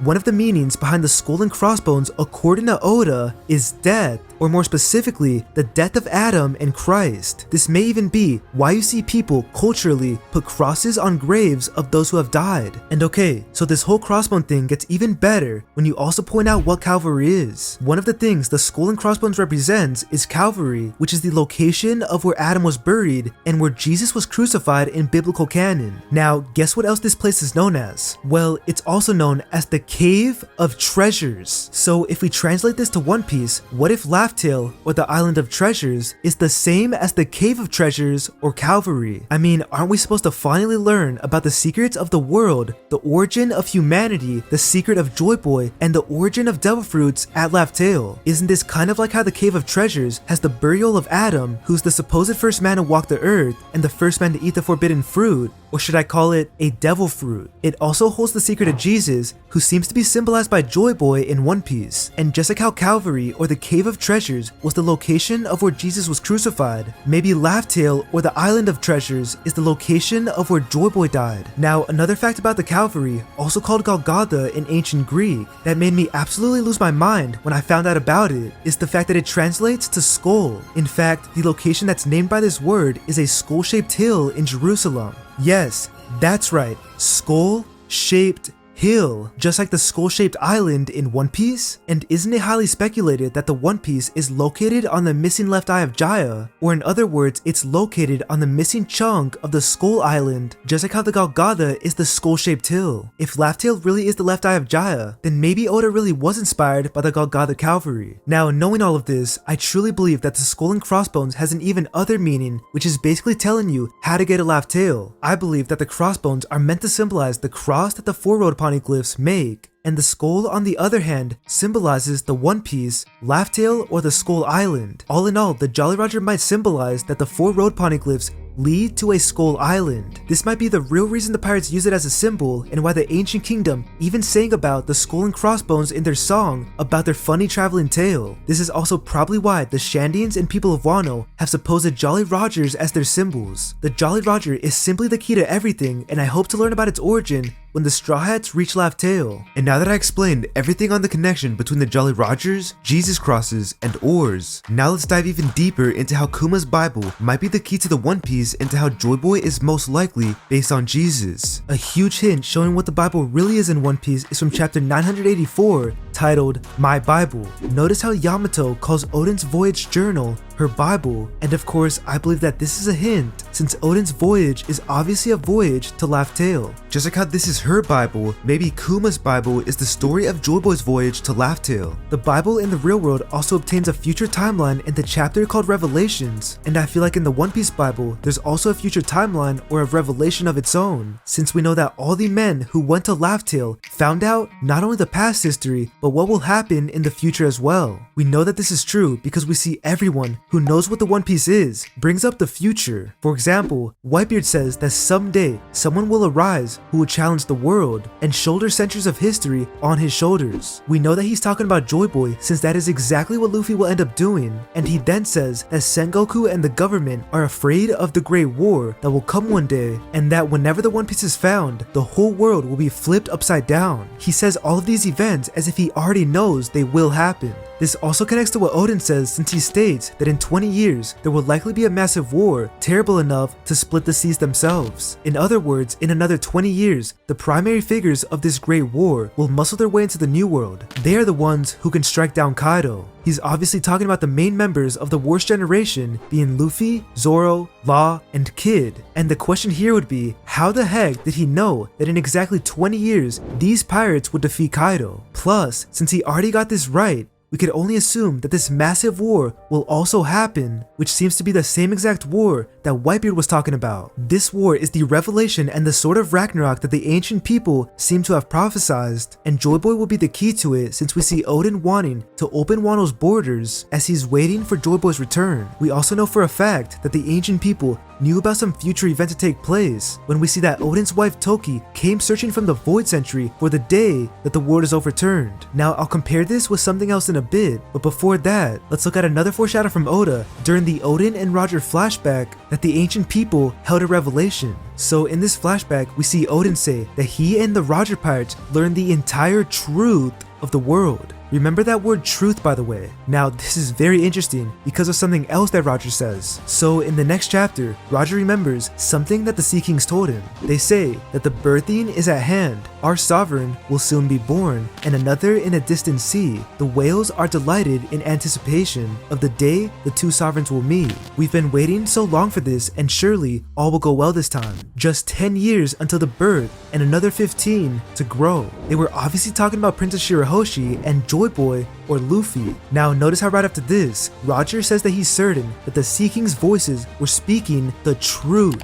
And remember, isn't the truth the One Piece? He then says that they were just too early for the One Piece because Joyboy and Shirahoshi hadn't even existed yet. So if this confirms that a prophecy was known by the ancient kingdom, then I really wouldn't be surprised if the prophecy in Kuma's Bible reveals some of this. On top of this, there seems to be actual proof that the One Piece Bible holds the secret and story of this revelation, since in Fishman Island, Madame Shirley also brings up this future event. Madame Shirley says that according to a legend passed down in the royal family of Fishman Island, a mermaid who can communicate with the Neptunians is born once every few centuries. She tells her boys that that's Shirahoshi, and after this she says that along with Poseidon, someone will come who can guide her to use her power for good. She is talking about Joyboy, and as you can see, the shattered out silhouette is Luffy. This shows that whatever this legend is, it's most definitely accurate, since Luffy came to guide Shirahoshi and to help her. The last thing Orihime says is, and when that time comes, the world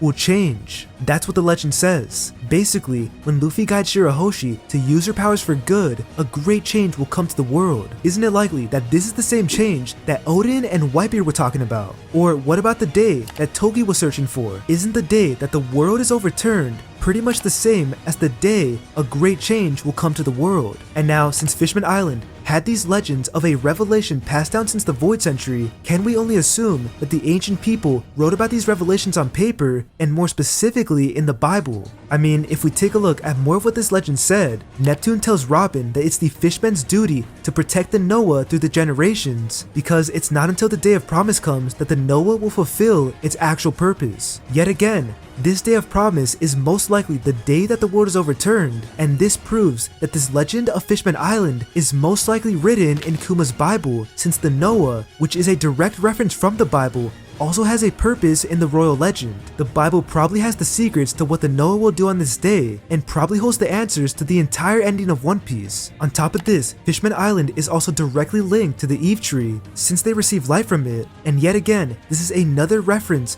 from the Bible, so we can only assume that the Bible in One Piece is directly linked to Fishman Island and holds the answers to them as well. Just like how Fishman Island has royal legends of a future and a poneglyph with information on Joyboy, Kuma's Bible probably also has legends of a future and holds even more secrets to Joyboy. The prophecy of One Piece actually ties perfectly with Jesus and the Bible because it seems the ancient men always knew that Joyboy would return. The return of Joyboy is just like the return of Jesus, which would mean that the death of Joyboy is just like the death of Jesus. That would also mean that the second coming of Joyboy is basically the second coming of Christ. In fact, if we take a look at the exact story, Jesus' return is basically the same thing as Joyboy's return. In the real Bible, Jesus returned only to defeat a dragon called a beast and then threw it into the fiery lake of burning sulfur while it was still alive. Isn't this just like how Joyboy or Nika returned only to defeat a literal dragon called a beast or a devil, since Kaido's an Oni, and to defeat the beast pirates by putting the dragon in a fiery lake or a magma pool? I also think that just like how Jesus returned to defeat the dragon that's the devil, Oda will parallel it with Nika also defeating the celestial dragons and the devil who sits atop the world. For in the Bible, there's a false messiah who's actually the devil who is eventually taken down by Jesus after his return, and I feel like in One Piece, the false messiah may be Emu. Another parallel with Jesus and Nika that may show that Nika is based off of Jesus is the fact that Nika is known as the warrior of liberation. Nika, being the warrior of freedom, seems to be based off of Jesus, since Jesus also seems to be a god of freedom. In the Bible, Jesus says this in Luke 4:18, "The Spirit of the Lord is on me, because he has anointed me to proclaim good news to the poor. He has sent me to proclaim freedom for the prisoners and recovery of sight for the blind, to set the oppressed free, to proclaim the year of the Lord's favor." So now that you see that in the book of the Bible, Jesus was sent to proclaim freedom for the prisoners and to set the oppressed free, isn't this quite literally exactly what Nika also does? I mean, Luffy literally freed the prisoners when he freed the prisoners of Impel Down. He also sets the oppressed free in pretty much every arc. In Wano, Dressrosa, Skypiea, Arlong Park, Thriller Bark, and more, he set the oppressed free every single time. It's almost as if it's his duty to free the entire world. Now, another parallel with Nika and Jesus has to do with their physical description. Vegapunk calls Luffy the warrior in white when he's in his awakened state, and this state of Nika actually seems to be directly based off of Jesus. Jesus was described as having hair white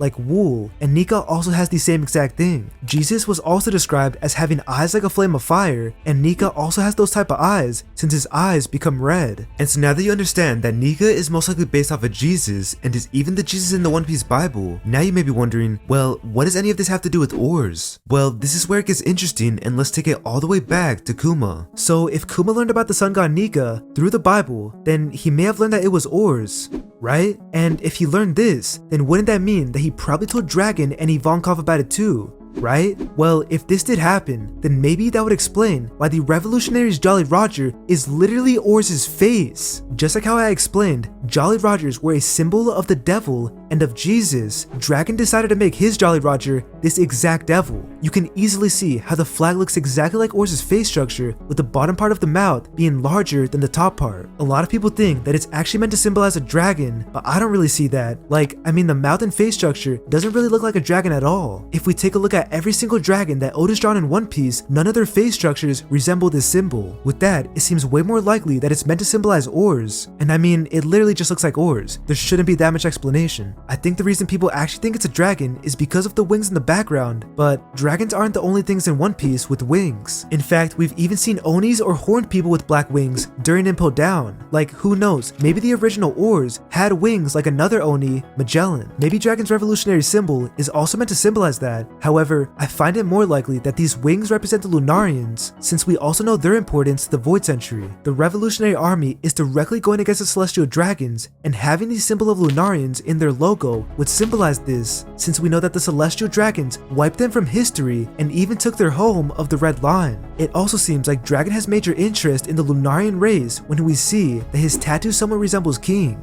For some reason, he got some sort of ancient looking tattoo around his left eye that both the Shandians and Moon Gods seem to have. Dragon and the Revolutionaries also making oars as their symbol perfectly goes along with their philosophies, since Dragon is trying to free the world from the Celestial Dragons. He seems to be inspired by the sun god Nika, and at the very least, he knows about it, just like how Vegapunk knows about it. So I really believe that he made oars or Nika his symbol to show these Celestial Dragons that he knows who the true god is, and that his ideals go along with that god. I'll come back to the Revolutionary Army a bit later, but now I need to explain why Oda made the sun god and Jesus the same person. So now you may think this is just a coincidence or just an insignificant detail, but you've got to check this next part out. So now to explain the full connection of Jesus and all the sun gods in One Piece, let's take a look at the word Nika and where it was most likely inspired from. So first off, Nika obviously means to smile or laugh in the Japanese language, but I believe the way Oda connected everything with it is actually beyond genius. In case you didn't know, the Eastern Orthodox cross literally has the word Nika on it. The IC and IX on the top are the abbreviation of Jesus Christ, and Nika means conquers. All in all, it reads Jesus Christ conquers. Isn't this just like how Joyboy or Luffy ultimately has to use conquers haki to save the world? I mean, Kaido did tell us that you specifically need the best haki in the world if you're gonna transcend all, and devil fruits can be useful, but haki is ultimately the most important thing when it comes to strength. I mean, look at how Roger conquered the world. Like, we could only imagine that Luffy's conquers haki will be on the level or possibly even surpass that of Roger's, since Roger said himself that someday someone will surpass even him. Now, going back to the word Nika and connecting it with Jesus, there's a lot more connections other than the one that's on the cross. We know how Oda loves his wordplay, and if you've seen any of Yuteron's theories, then you know just how far he's willing to take it. So Nika in other languages all ties back to Jesus, and here's only a few examples that I could find. The Greek meaning for Nika is victory, and just like how I said before, a lot of times it's used specifically for the phrase, the victory of Jesus Christ. The Latin meaning is belong to the Lord, or the Lord and Savior Jesus Christ. And since Latin speakers were specifically Christian or Catholics, that's how we know that their Lord was Jesus. The Slavic meaning is belongs to God, and more specifically their God Jesus, and for the same reasons as the Latin speakers. The Russian meaning is born on Sunday, which to Christians is the day when they go to church. And now, isn't that interesting that it's called Sunday, spelled as an S-U-N, almost as if it's the day of the sun? Is it really a coincidence that the medieval people chose to have the word sun sound exactly like sun? It's almost as if the Son of God is actually the sun god or the god of the sun. Now, ni in Japanese can be translated to both sun and day, and ka means flower. So in a way, Nika can be translated to sunflower. And isn't this kind of like the flower fruit user, Nico Robin? Like, why do you think Oda chose to call Nico Robin Miss All Sunday? It's probably because she's gonna be the one to figure out the secrets of the sun god, and her actual name can also be connected to the sun god when we see that Robin is a name meaning bright fame. Her last name Nico means victory in Japanese, and if you put the both together, her name can be read as the victory of the sun. And of course, when she finds the One Piece, Luffy, the sun god, will have had his victory over the world. He will be Pirate King, or should I say, the King of Kings. Also, by the way, don't get Nico confused with Nika, because they do sound very similar, and Nico Robin is also known as the Devil Child, and just like how it's her destiny to solve the mystery of the sun god, it's also her fate to solve the mystery of the devil. Her whole name and character is a hint to the connection between the sun god and the devil. And remember how I said that Nika in Japanese can be translated to sunflower? Well, this is very interesting because in Wano, we see Kiku wearing an oars mask that has sunflowers on it. This may be a hint that Nika was once an Oni or oars. Kiku also has a lot more sunflowers on her clothing, which is probably because Oda wanted it to be an obvious hint. We've also seen Luffy have sunflowers on his clothing in the very arc that he frees and liberates people by going into Gear 4 and by defeating a celestial dragon. This is perfect symbolism for what the sun god Nika does, since we know that Joyboy also had Gear 4, and since we know that Joyboy or Nika is the one thing that the high celestial dragons fear the most. This is perfect symbolism to how Nika frees the world from another celestial dragon, Emu. Luffy wearing the sunflowers is also perfect symbolism and foreshadowing that he is in fact Nika. Now, Jesus and the sun god being the same thing is hinted at very heavily in the real world, just like how it is in One Piece. First off, the Jesuit order or the Society of Jesus literally has the sun in their logo. And by the way, I know all this stuff might seem kind of random right now, but trust me, you'll see how it all connects back in One Piece. The Jesuit order has the sun surrounding the cross and the initials IHS, which is the Greek initials for Jesus. We also see Oda replicate this symbol when we see NL have a cross with the sun illuminating from it, and it's not exactly the same, but you can definitely tell Oda was trying to connect the sun with the cross. Another strange thing that connects Jesus with the sun god in real life is the most famous holiday, Christmas. So Christmas is supposedly a holiday for Jesus' birthday. This is already kind of strange since there's never been any sort of evidence that proves that December 25th is Jesus' birthday. This was never once said in the Bible, nor in any other ancient document, which puts up the question, why is it in our culture to celebrate it? Well, if you look at the true origins of Christmas, you'll notice that it's actually the birthday of the sun god Mithras. This is the true origin of it, and December 25th is also the birthday of the Syrian sun god Sol Invictus. This date is a day within the winter solstice, and the reason people celebrate it as the sun god's rebirth is because they believe that it dies in the cold month of December and then is reborn during the solstice. The reason for this is because after the solstice, days begin to become longer, or in simple terms, the sun is out for a longer period of time. And remember that Oda shows us the importance of the winter solstice in the Elbaf arc, and that the tradition actually exists in the One Piece world. He also shows us that Jesus, or at least the cross, is a part of the tradition when we see that the Elbaf people have their cross in their tradition.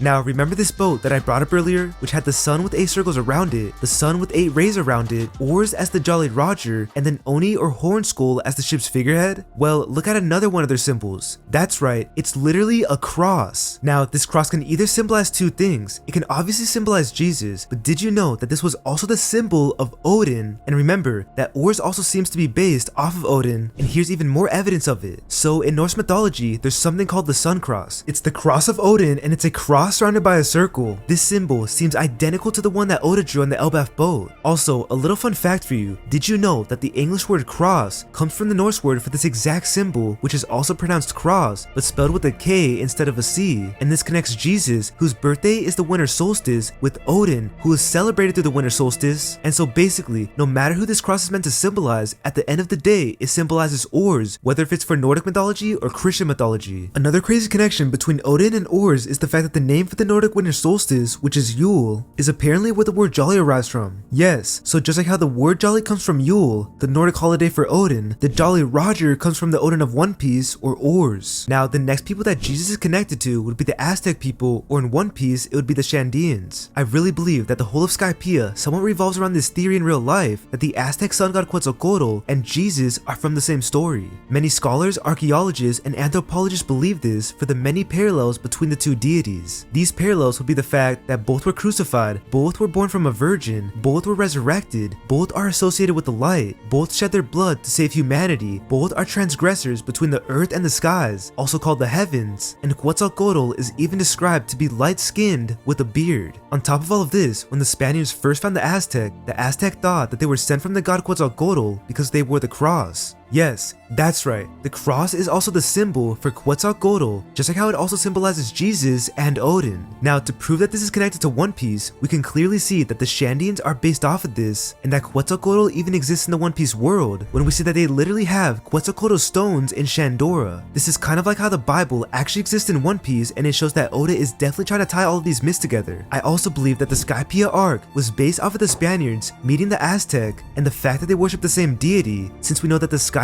and Shandeans are two sides of the same coin. When Luffy and the Straw Hats show up in Skypiea, the White Berets attack them because they didn't pay for their fee. After this, we find out that the Skypeans are worshipping a false god, or NL. Then, Luffy, who's the same guy that they were trying to arrest or go after, saves them from their false god, who was trying to kill them. After he does this, he finds the golden bell and leaves in peace. He also denies the big chunk of gold that they offered him. Now, this is paralleled with the Shandeans since they did the same exact thing with Noland in their flashback. Noland shows up to Jaya and protects them from their false god, who's trying to kill them, just like how Luffy protected the Skypeans from NL. The name of the false god that Noland kills is Kashigami, which in Japanese translates to "Oh God." This is really interesting considering the fact that the Shandeans worship their oak trees as they believe that their ancestors watched over them through them. Noland once again saves the race of the Shandeans when he cuts all the oak trees down. These trees were poisoning and killing the very people that worship them, and now we know that the false god Kashigami, or oak god, perfectly parallels NL when we see that oak trees are sacred to lightning or thunder gods in real mythology. We see that the oak trees are associated with both Zeus and Thor, which both seem to be gods that NL is based off of. And this is just like how Kashigami is named oak god and how the oak trees are worshipped like a god to the Shandeans. And now, going back to the backstory, after Noland saves the Shandeans from Kashigami, he finds the golden bell that he originally heard while out at sea. He also leaves at peace with the Shandeans and even denies massive amounts of gold, just like the Straw Hats. This whole flashback is practically the same exact thing as what happened to Luffy, but the real question would be, why would Oda parallel the two stories and the two groups of people? Well, what if the main reason for this was to show that both cultures are connected and that the true god of the both of them is the same god, Nika. Also remember how both cultures seem to have signs of oars all around them, as I explained near the beginning of my video. The real god that they were both meant to worship was erased from history, and since the two cultures finally come at peace at the end of the Skypiea arc, this might symbolize that they were once allies and that they are meant to be friends with each other. Just like how the Aztec and Spaniards are believed to be connected by worshipping the same deity, it's the same thing in One Piece. Knowing this knowledge, we can only assume that Oda is trying to tell us a message in the real world that a lot of religions and deities are actually based off of the same things, and that there's no need in fighting wars or killing people based off of such beliefs. This knowledge makes this line by Garp hit so much harder. When talking about the arguments at the Reverie, he says that differences in wealth and religion will ensure that kings are never truly equals. This shows that just like in the real world, in One Piece, religion plays a major factor in political debates, and is even just as important as wealth.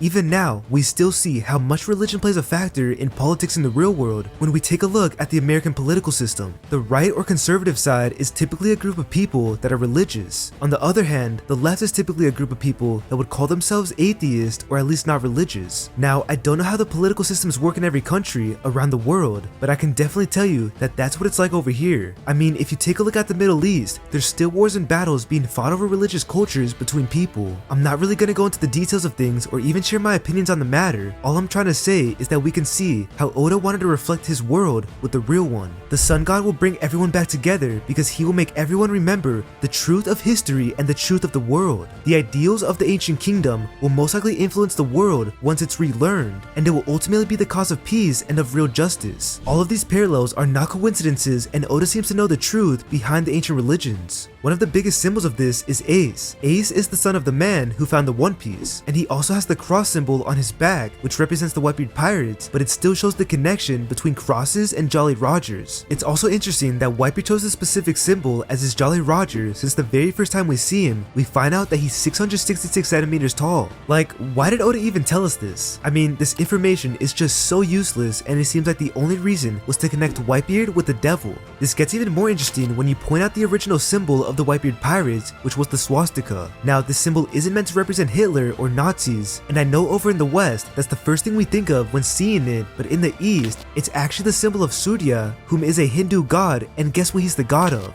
That's right, he's the god of the sun, or the sun god. It's very interesting that Oda changed the symbol of the sun god to a Jesus cross instead of a normal pirate cross. And now that you know the meaning behind the symbol on Ace, let's also look at what Ace represents as a character. So I believe that Ace represents the sun god in a way, since he's literally the embodiment of fire, and also since he has moves called Sun Flare, and another move that's straight up just a sun. He also has a move called Crossfire, showing the connection with Jesus once again. Another thing that proves the connection between the fire fruit and Joyboy would be the fact that one of Joyboy's nicknames was the fire god. And as I said earlier in my video, Hyogoro states that Gear 4 Luffy looks exactly like the god of fire. We know this is true since we see what the god of fire looked like, and of course, it looks exactly like someone in Gear 4. Hyogoro of course says this when Luffy is fighting an ancient giant, and we even see Luffy say how the numbers are just like oars. All in all, this might show a connection between Gear 4, Oars, and the fire god of Wano, and it's to my belief that the fire festival is a tradition passed down from Joyboy and the ancient kingdom itself. So if the fire god really is someone in Gear 4, or someone with the Gum Gum powers, then there's definitely a really good chance that he was Joyboy himself. If this is true, then Ace, the user of fire, symbolizes the fire god because he's connected to it. And now, the last piece of evidence connecting Ace with Joyboy has to do with his hat. If you take a look at it, you'll clearly see that his hat has the two opposite expressions on it, possibly symbolizing two sides of the same coin. And of course, his best friend Oars Jr. also had the symbol of two sides of the same coin with the two inverted suns. And if you take a look at what the symbol on Ace's hat is connected to, it's of course connected to a horned figure or an Oni skull. Ace's hat symbolizes Joyboy, just like how his friend Oars Jr.'s hat does the same thing. The importance of the two sides of the same coin thing will eventually prove to be very important, but since we don't quite know the whole story of One Piece, we can only look at what Oda's shown us so far. Some of these examples include Luffy and Blackbeard, Dressrosa and Alabasta, Enel and Emu, and many more, but a lot of them are more minor to the story, like Luffy and Sanji's dreams or Luffy and Law's backstories. So now, why would Oda obsess over the two sides of the same coin idea, and where'd he get the idea to include it throughout all of his story? Well, what if I told you that he did it because it comes from the thing that Joyboy is based off of, and that thing would be this. Yes, that's right, two sides of the same coin comes from the Baphomet. Notice how the Baphomet has two inverted moons and two inverted snakes, just like how Oars Jr. has two inverted suns. Both of these things on the goat of Mendes represent what occultists call the symbolization of equilibrium of opposites, and in fact, the whole of the Baphomet is basically symbolizing this phrase, which is quite literally just another way of saying two sides of the same coin. The symbolization of equilibrium of opposites has the same exact meaning as two sides of the same coin, since they both mean something that is the exact same yet complete opposite version. The Baphomet also having black wings and moon symbols also makes me think that it may have something to do with Lunarians. I mean, Lunarians are also portrayed as being based off of fallen angels, which ties in with the Onis being devils. The ancient kingdom was run by devils, or at least creatures based off of unholy things, and I really believe Monkey D. Dragon knows this. I know I already explained earlier how I believe the revolutionary flag is supposed to symbolize Oars and Lunarians, but let me show you what this also has to do with the Baphomet. So overall, the symbol represents both the Oars race and the Lunarians, and it's a complete diss to the high celestial dragons, as only a few know the true meaning behind it. I really think this flag is somewhat a Baphomet in One Piece because it's basically the same thing as the Baphomet. First off, it has the face of a horned devil, just like how the Baphomet is a devil with a horned head. Secondly, the flag has black wings, just like the Baphomet, and lastly, it even has what looks to be a three-piece crown on top of its head, which kind of resembles the Baphomet's three-piece torch. The flag is also associated in the colors red and and black, which obviously are colors usually associated with demonic nature. We also know that Satanism, or at least demonic religions, exist in the One Piece world when we see that people did a satanic ritual to summon the devil. Of course, the devil didn't actually show up unless the devil is a bony Afro rock star who asked for your panties. Now, what's interesting about this is that it might even give us a hint to the devil being Joyboy, since we know that Brook, who's paralleled with the devil in this very strange part of the story, symbolizes Nika when he performs. Daxake's huge One Piece theory showed me this detail, and I think we can all agree that Oda was trying to connect Brook with Nika in this panel. And just like how I said before, Brook is the same guy who sings Being Sake, which is the song that tells us about Laugh Tale. Now, another hint with the devils in One Piece being both the keys to the ancient kingdom has to do with the most random and meaningless character in all of One Piece, and his name is Mikazuki. Mikazuki is in fact a canon character and not a filler one, and he was introduced in the Water 7 arc, and so now the way he tells us a hint to Oars and Lunarians being connected would be the fact that he has both Oars teeth and white hair. He also has sunflowers, which symbolize Nika since they're flowers of the sun, and also since Nika can be translated to sunflower in Japanese. Another thing this guy has is the symbol of a crescent moon, which is obviously symbolizing the Lunarians. Lastly, if you break down his name, it translates to 3 suns and a moon, showing yet again that the sun and moon are tied together in One Piece. I believe that Oda only threw this character in the story to be a hint that the Oars race and Lunarians are connected. Now, knowing that the devil is connected to Joyboy, it should also be connected to Luffy in some way, and I believe Oda shows us a hint of this in Dressrosa. So in Dressrosa, we see that Luffy is actually called Lucy, which I believe to be a reference to Lucifer since it's his name. Now, when Luffy is called by Lucy, we see him wearing a shirt with a bunch of sunflowers on it, and you already know the connection between sunflowers and Nika. This could be hinting that Lucifer, Luffy, and Nika are all linked. And we also know that when Lucy is presented as one of the gladiators, he's wearing armor that specifically has horns, a sun with 8 rays around it, a Jolly Roger, and a shield with a lion on it. Literally every one of these signs is connected to Oars and Joyboy, with the horns representing Oars and Lucy's connection, the Jolly Roger being the symbol of Lucy or the devil,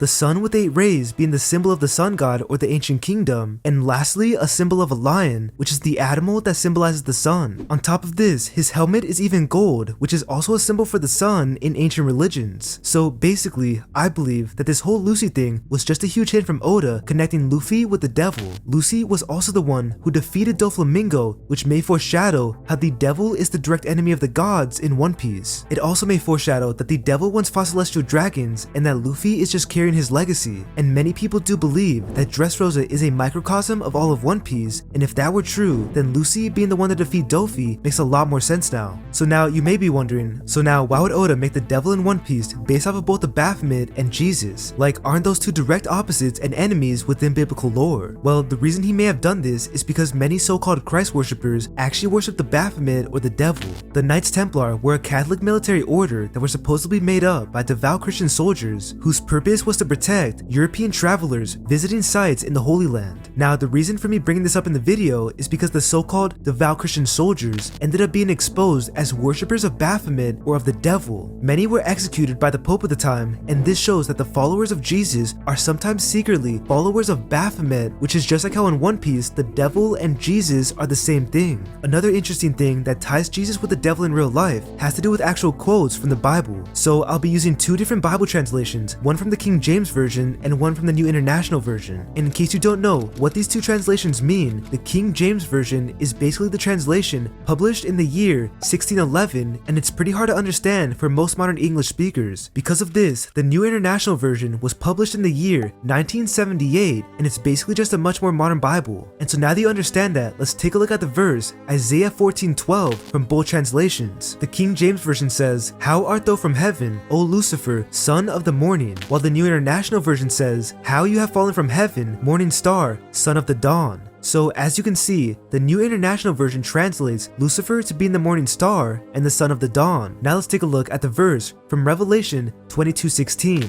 Jesus says, "I, Jesus, have sent my angel to give you this testimony for the churches. I am the root and the offspring of David and the bright morning star." Did you notice how just like Lucifer, Jesus is also the bright morning star? Another thing we see is that in John 8:12, Jesus claims that he is the light of the world and that whoever follows him will never walk in darkness but will have the light of life. This is interesting because Lucifer's name quite literally means the light bearer, and these two are strangely connected throughout the Bible, and there seems to be some mystery behind it since we are taught to believe believe that Lucifer and Jesus are actually enemies and complete opposites. I'm not trying to tell you what to believe, all I'm trying to do is connect some dots with what Oda might believe, or at least with what he decided to base his story off of. I mean, One Piece is a story that's full on based on ancient mysteries and discovering the secrets of the world, so I wouldn't be surprised if Oda himself learned a lot of this knowledge and then decided to create a fictional story based on it. At least, it really seems to look that way to me. Something that may actually prove that Oda based Joyboy off of this is the fact that both Jesus and Lucifer are connected to the dawn. Lucifer is the son of the dawn and the morning star, while Jesus is the morning star that arrives at dawn. Isn't this basically what Joyboy is? Isn't Joyboy also the one who arrives and brings the dawn of One Piece? And just like how I said before, Luffy or Joyboy is from Dawn Island. Plus, Joyboy is the sun god Nika, which means that he carries or brings the dawn of the world since he's the representation of the sun. So now that I've explained how Oars is Joyboy and the reason why Oda made him Joyboy, now let's discuss the ultimate question. What did Oars leave at Laugh Tale? Before I answer that question, I first need to explain what Oda already told us about the One Piece. So Oda himself said that there will be a physical treasure or reward, and that the One Piece isn't just some BS thing like the friends along the way. If this is true, then what could have Joyboy left at Laugh Tale? Well, what if I told you that the single chapter title finale foreshadowed every single thing that the Straw Hats will claim at Laugh Tale? First off, it may foreshadow it by its name, which may tell us the finale of One Piece. Secondly, it may foreshadow that there will be a giant statue of Oars at Laugh Tale. Don't believe me? Well, then how come the chapter title finale starts out with the Shandians telling the statue of Kalgara that the sacred duty of the Shandians has been fulfilled, and Wiper says that his wish of ringing the golden bell reached Noland. He then says how the fighting has ended but that the Shandians will not lose their pride. He swears to never again let the light of Shandora be extinguished. Now, I feel like this whole scene foreshadows the finale of One Piece since it seems like a parallel with Luffy and Joyboy. When the Straw Hats reach the final island, they may see a statue of Joyboy and fulfill his wish. Luffy will be the one to ultimately do so, especially since we know that he most likely has the same dream as Joyboy, since he and Roger already shared the same dream. So just like how Luffy rang the bell of Shandora, he will also do the dream of Joyboy. Also, when the Straw Hats reach Laugh Tale, they will most likely never again let the light of the ancient kingdom be extinguished, just like how the Shandians won't ever let the light of Shandora be extinguished. The sacred duty of the ancient kingdom will be fulfilled once Joyboy finds his treasure, just like how the sacred duty of the Shandians was fulfilled when they found the golden bell and rang it. I'd also assume that when the Straw Hats find the One Piece, the final war may be over and they won't have to make the future generations shed blood anymore. Oda himself confirmed that the One Piece will end once Luffy finds the One Piece, so we can only assume that the final war will most likely happen beforehand. This is just like how the Shandians talked to Kalgara's statue after the war in Skypiea ended.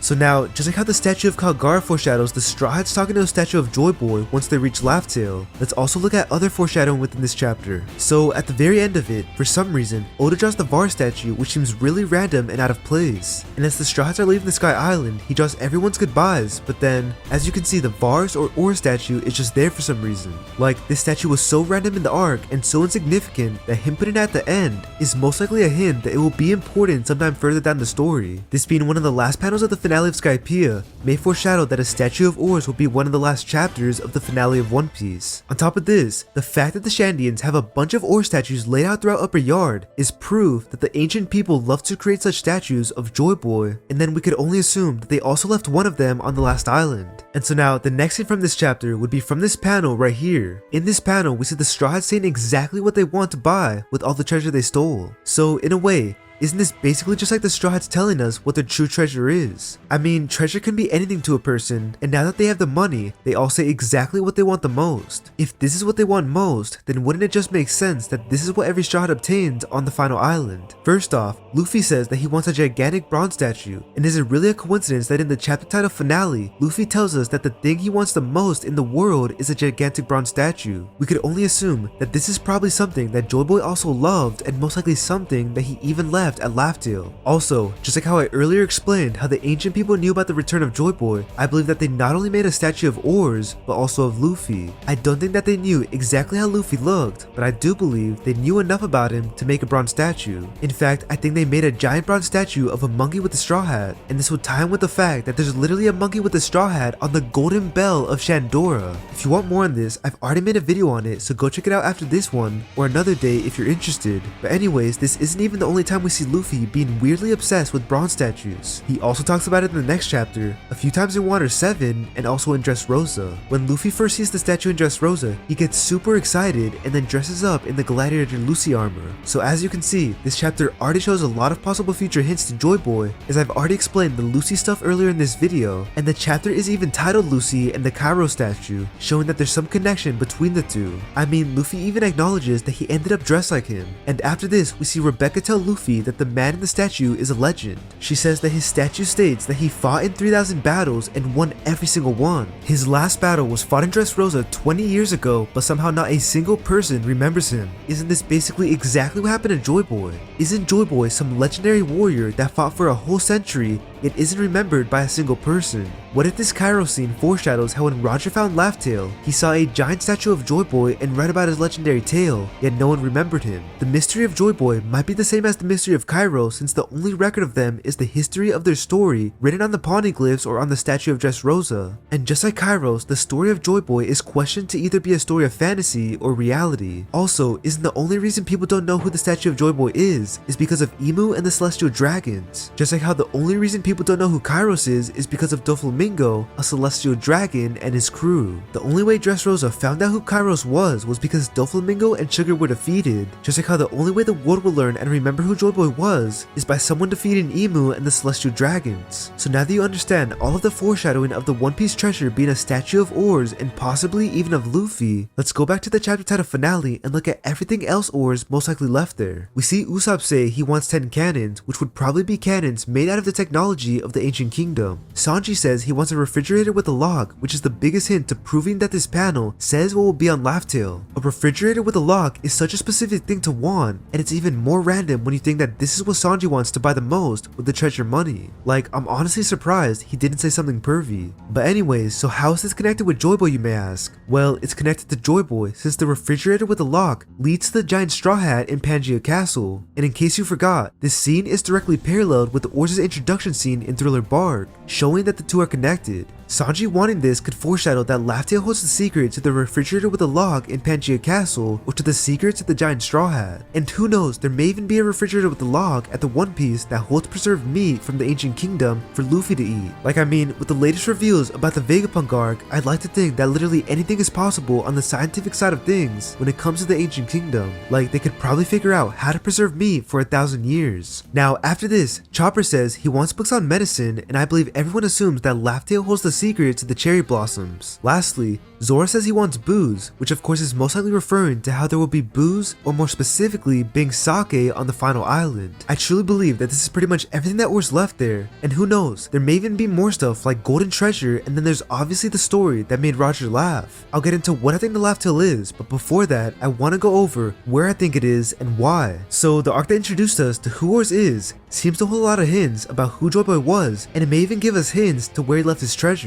In fact, I even believe that there's a high chance that Laugh-Tale is located somewhere in the Flooring Triangle because of all the hints to it. First off, the Flooring Triangle translates to the Devil's Triangle Zone. This is interesting because what if it's called that because it's the place that ultimately directly opposes the gods of the world? In fact, what if the Celestial Dragons called it that because they didn't like the area and because they didn't want people to go in it? They're known for calling things that oppose them after demons or devils, like when they call the Scholars of Ohara the Demons of Ohara and Robin the Demon Child. They may have even called Oars a devil because its mere existence completely opposes them. Now, I know that the Flooring Triangle is a place where hundreds of people have gone missing, but still, that doesn't necessarily mean that it should be named after the devil. And even if the world government didn't name it that themselves, it still may be a hint from Oda that the place named after the devil exposes the gods of the world. I also wonder if the name could have anything to do with the colossal-sized monsters that reside within it. What if these monsters are devils and are in there for a certain reason? I mean, wouldn't it only make sense that these monsters have something to do with the Void Century, since we know that all the colossal creatures in One Piece are connected to it in some way? For example, Zunisha was a crew member of Joyboy, and we know that the Sea Kings know about the prophecy and about the Void Century. I mean, they're even waiting for the birth of both Shirahoshi and Joyboy, who are carrying on the wills of the ancient people. The last colossal creatures connected to the Void Century would be the Oars family, and of course Onigashima, and you already know my opinion on them. The weirdest thing about this race of giants is that we've only seen a mere few of them ever actually existing, but then we continuously see references of the race being a key to the lost history. So basically basically my question is, where the hell are all the other ancient giants and why do none of them exist anymore? Maybe, just like how the celestial dragons wiped out the Lunarians, maybe they also wiped out the Oni giants because they feared their strength and natural ability to oppose them. Both the Lunarians and Oni seem to naturally be the strongest races in One Piece, and because of this, maybe the celestial dragons wanted both their races to be extinct, or at least working for them.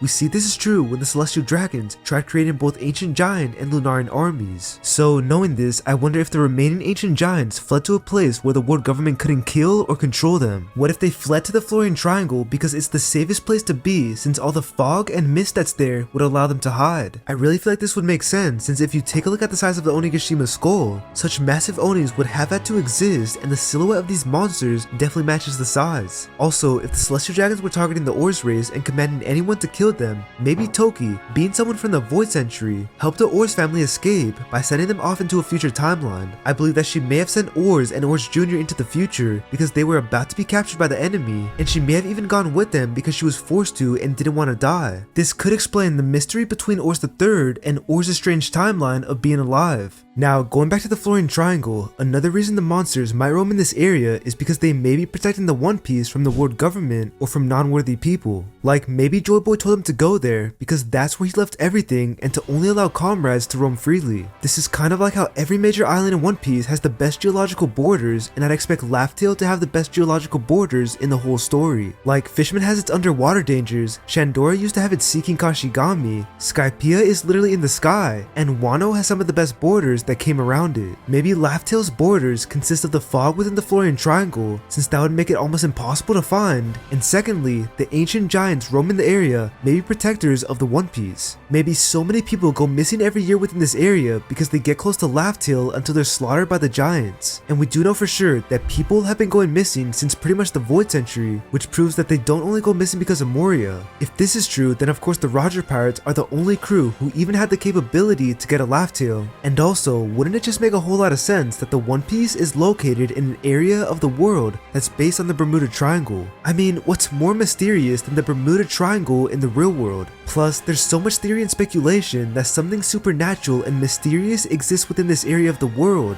and many people and objects have gone missing within it without any explanation to what happened. Like, many have even claimed to witness UFOs or supernatural phenomena while within it, and we've also all seen those movies that are based on finding some sort of mystic land after being shipwrecked or plane crashed within the Bermuda Triangle. Maybe Oda based the idea of Laugh Tale being a lost island off of these ideas, and another thing that adds to the idea of Laugh Tale being in it would be the simple fact that not a single person before has gone to the island since the Void Century. This means that not a single person ever found it, not even the world government, and I feel like if the world government had already obtained it, then why wouldn't they have blown it up with the ridiculous island destroyer technologies? Like, if they knew where the One Piece was, then why would they have used the Mother Flame on the Lucia instead of Laugh Tale? Like, why would they keep Laugh Tale and the One Piece if it's literally the one thing that teaches the true history? It just wouldn't make sense. Plus, when we see the brief background of Laugh Tale, the one detail we can notice is that it's foggy, which replicates the fog of the Florian Triangle. This is one of the only details Oda showed us about Laugh Tale, and it's definitely one that we should take into consideration because it might be the key to where it's located. A big hint for this being the very place the Straw Hats are trying to go is the fact that within this triangle, we hear the song Bing Sake for the very first time in the series. That's interesting because, as I said before, Bing Sake is the song directly tied to the One Piece since it talks about a never-ending, ever-wandering, funny traveling tale. On top of this, it's also the very song that the Roger Pirates sing on their final voyage to Laugh Tale, so we could only assume that the song is very connected to it. And as I said before, Brook also resembles Nika as he does the same pose as him, and since he's a musician, just like how Joyboy is a natural musician or drummer.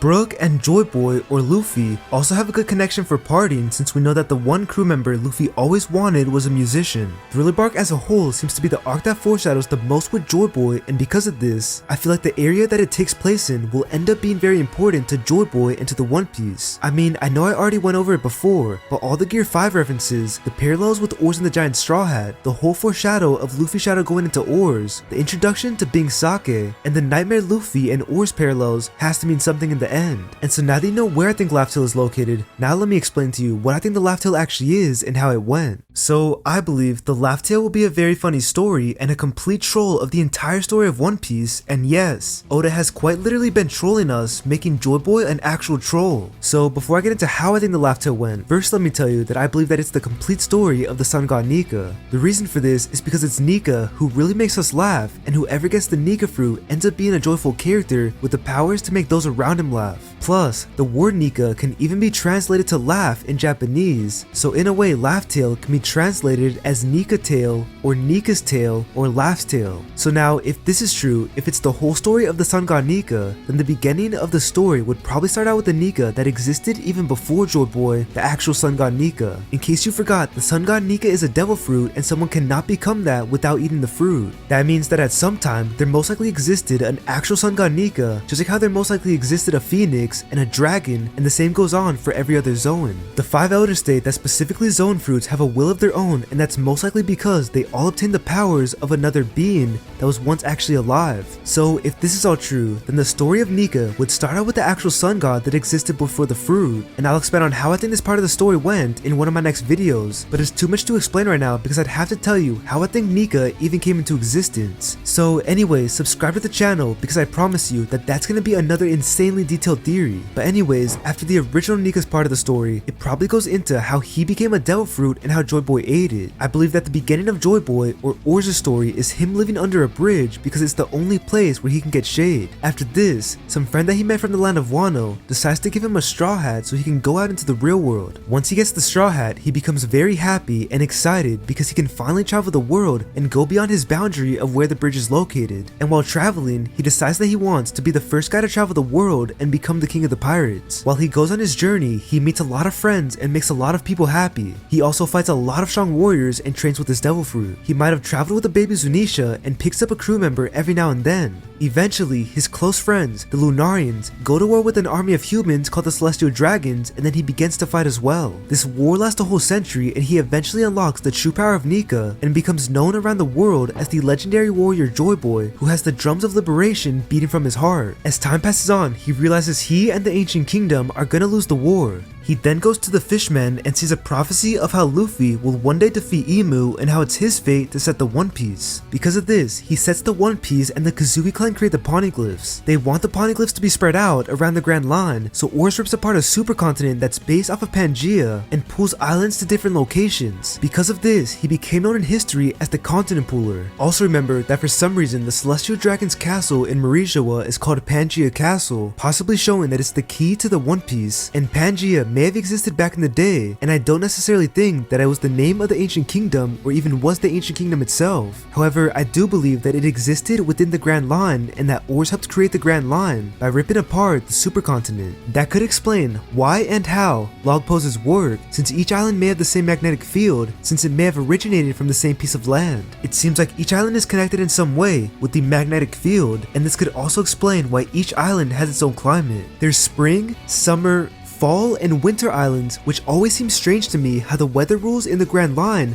don't add up at all. I mean, Crocus basically tells us that the whole Grand Line is just filled with abnormal phenomena, and the reason behind this could simply be because it's an unnatural or handmade part of the world. On top of this, Oda shows us that none of the Grand Line was explored after the Void Century, which shows that it's generally a newer thing. For example, we see that Nolan was the first major explorer around 400 years ago, and that not a single person even went as far as Jaya. The Shandian people were so uncultured from the rest of the world, and it's not even that far into the Grand Line. Also, what if the New World is called that because it's literally the New World? The old world being the world with Pangaea, and the new one being the current geography of the Grand Line. That would be a very interesting twist. So now, going back to the Laugh Tale, I believe that after Oars rips apart the continent and sets the One Piece, a great flood may have occurred due to the shifting of continents. This could explain why there's a Noah and what it was used for. Eventually, Oars ends up fighting Emu one last time and loses. While losing, he smiles as he dies because he knows that one day Luffy will appear and carry on their will. After this, the story continues by progressing to Luffy's story or to Luffy's tale. You see, Nika and Joyboy as a whole are the secret to the One Piece, and let's take a quick look at how Oda tells us this. So in one of my videos, I state how I believe Luffy actually is the main part of the treasure of the One Piece, and one of the reasons has to do with the definitions of the translations of One Piece in Japanese. So if you take a look at the One Piece wiki, it states that One Piece in Japanese is translated to Hitotsunagi, and one of the definitions for this phrase Piece is the rope linking all men. Now, isn't Luffy the rope that links all men, since we see him bring many countries together like at the Reverie when we see Vivi, Rebecca, Shirahoshi, and more kick it off as friends just because they know Luffy. He's also the guy who made the Shandians and Skypeans come together when he saved them from Enel. I mean, the whole story of One Piece is basically just Luffy saving people, then becoming friends with them, and then them owing him a favor. We can also assume that the original Joyboy was the same way. I mean, isn't Joyboy also the rope that links all men, since whenever the world finds out about him, they'll come together and create peace. Now, if this is true, then let's take a look at the One Piece logo. Notice how Luffy is in the eye, possibly symbolizing that I am the One Piece, and then how a skull and crossbones with a straw hat is in the O, possibly symbolizing Onigashima or Oars with a straw hat. As I explained before, I believe that the Jolly Roger came from Oars, so this most likely does symbolize him. Now, notice how both of these symbols are within the word One Piece, and then how there's a literal rope linking everything together. This ultimately might symbolize that the rope that links all men is the main factor to the One Piece treasure, and that it has to do with both Luffy and Oars. This might be evidence that both Luffy and Oars statues are at the One Piece, and that the Laugh Tale is a story of both Joy Boys. And well, this pretty much wraps up the whole Oars is Joyboy theory, and if you want to see how I think Monkey D. Dragon solved all of this, then click on this video right here.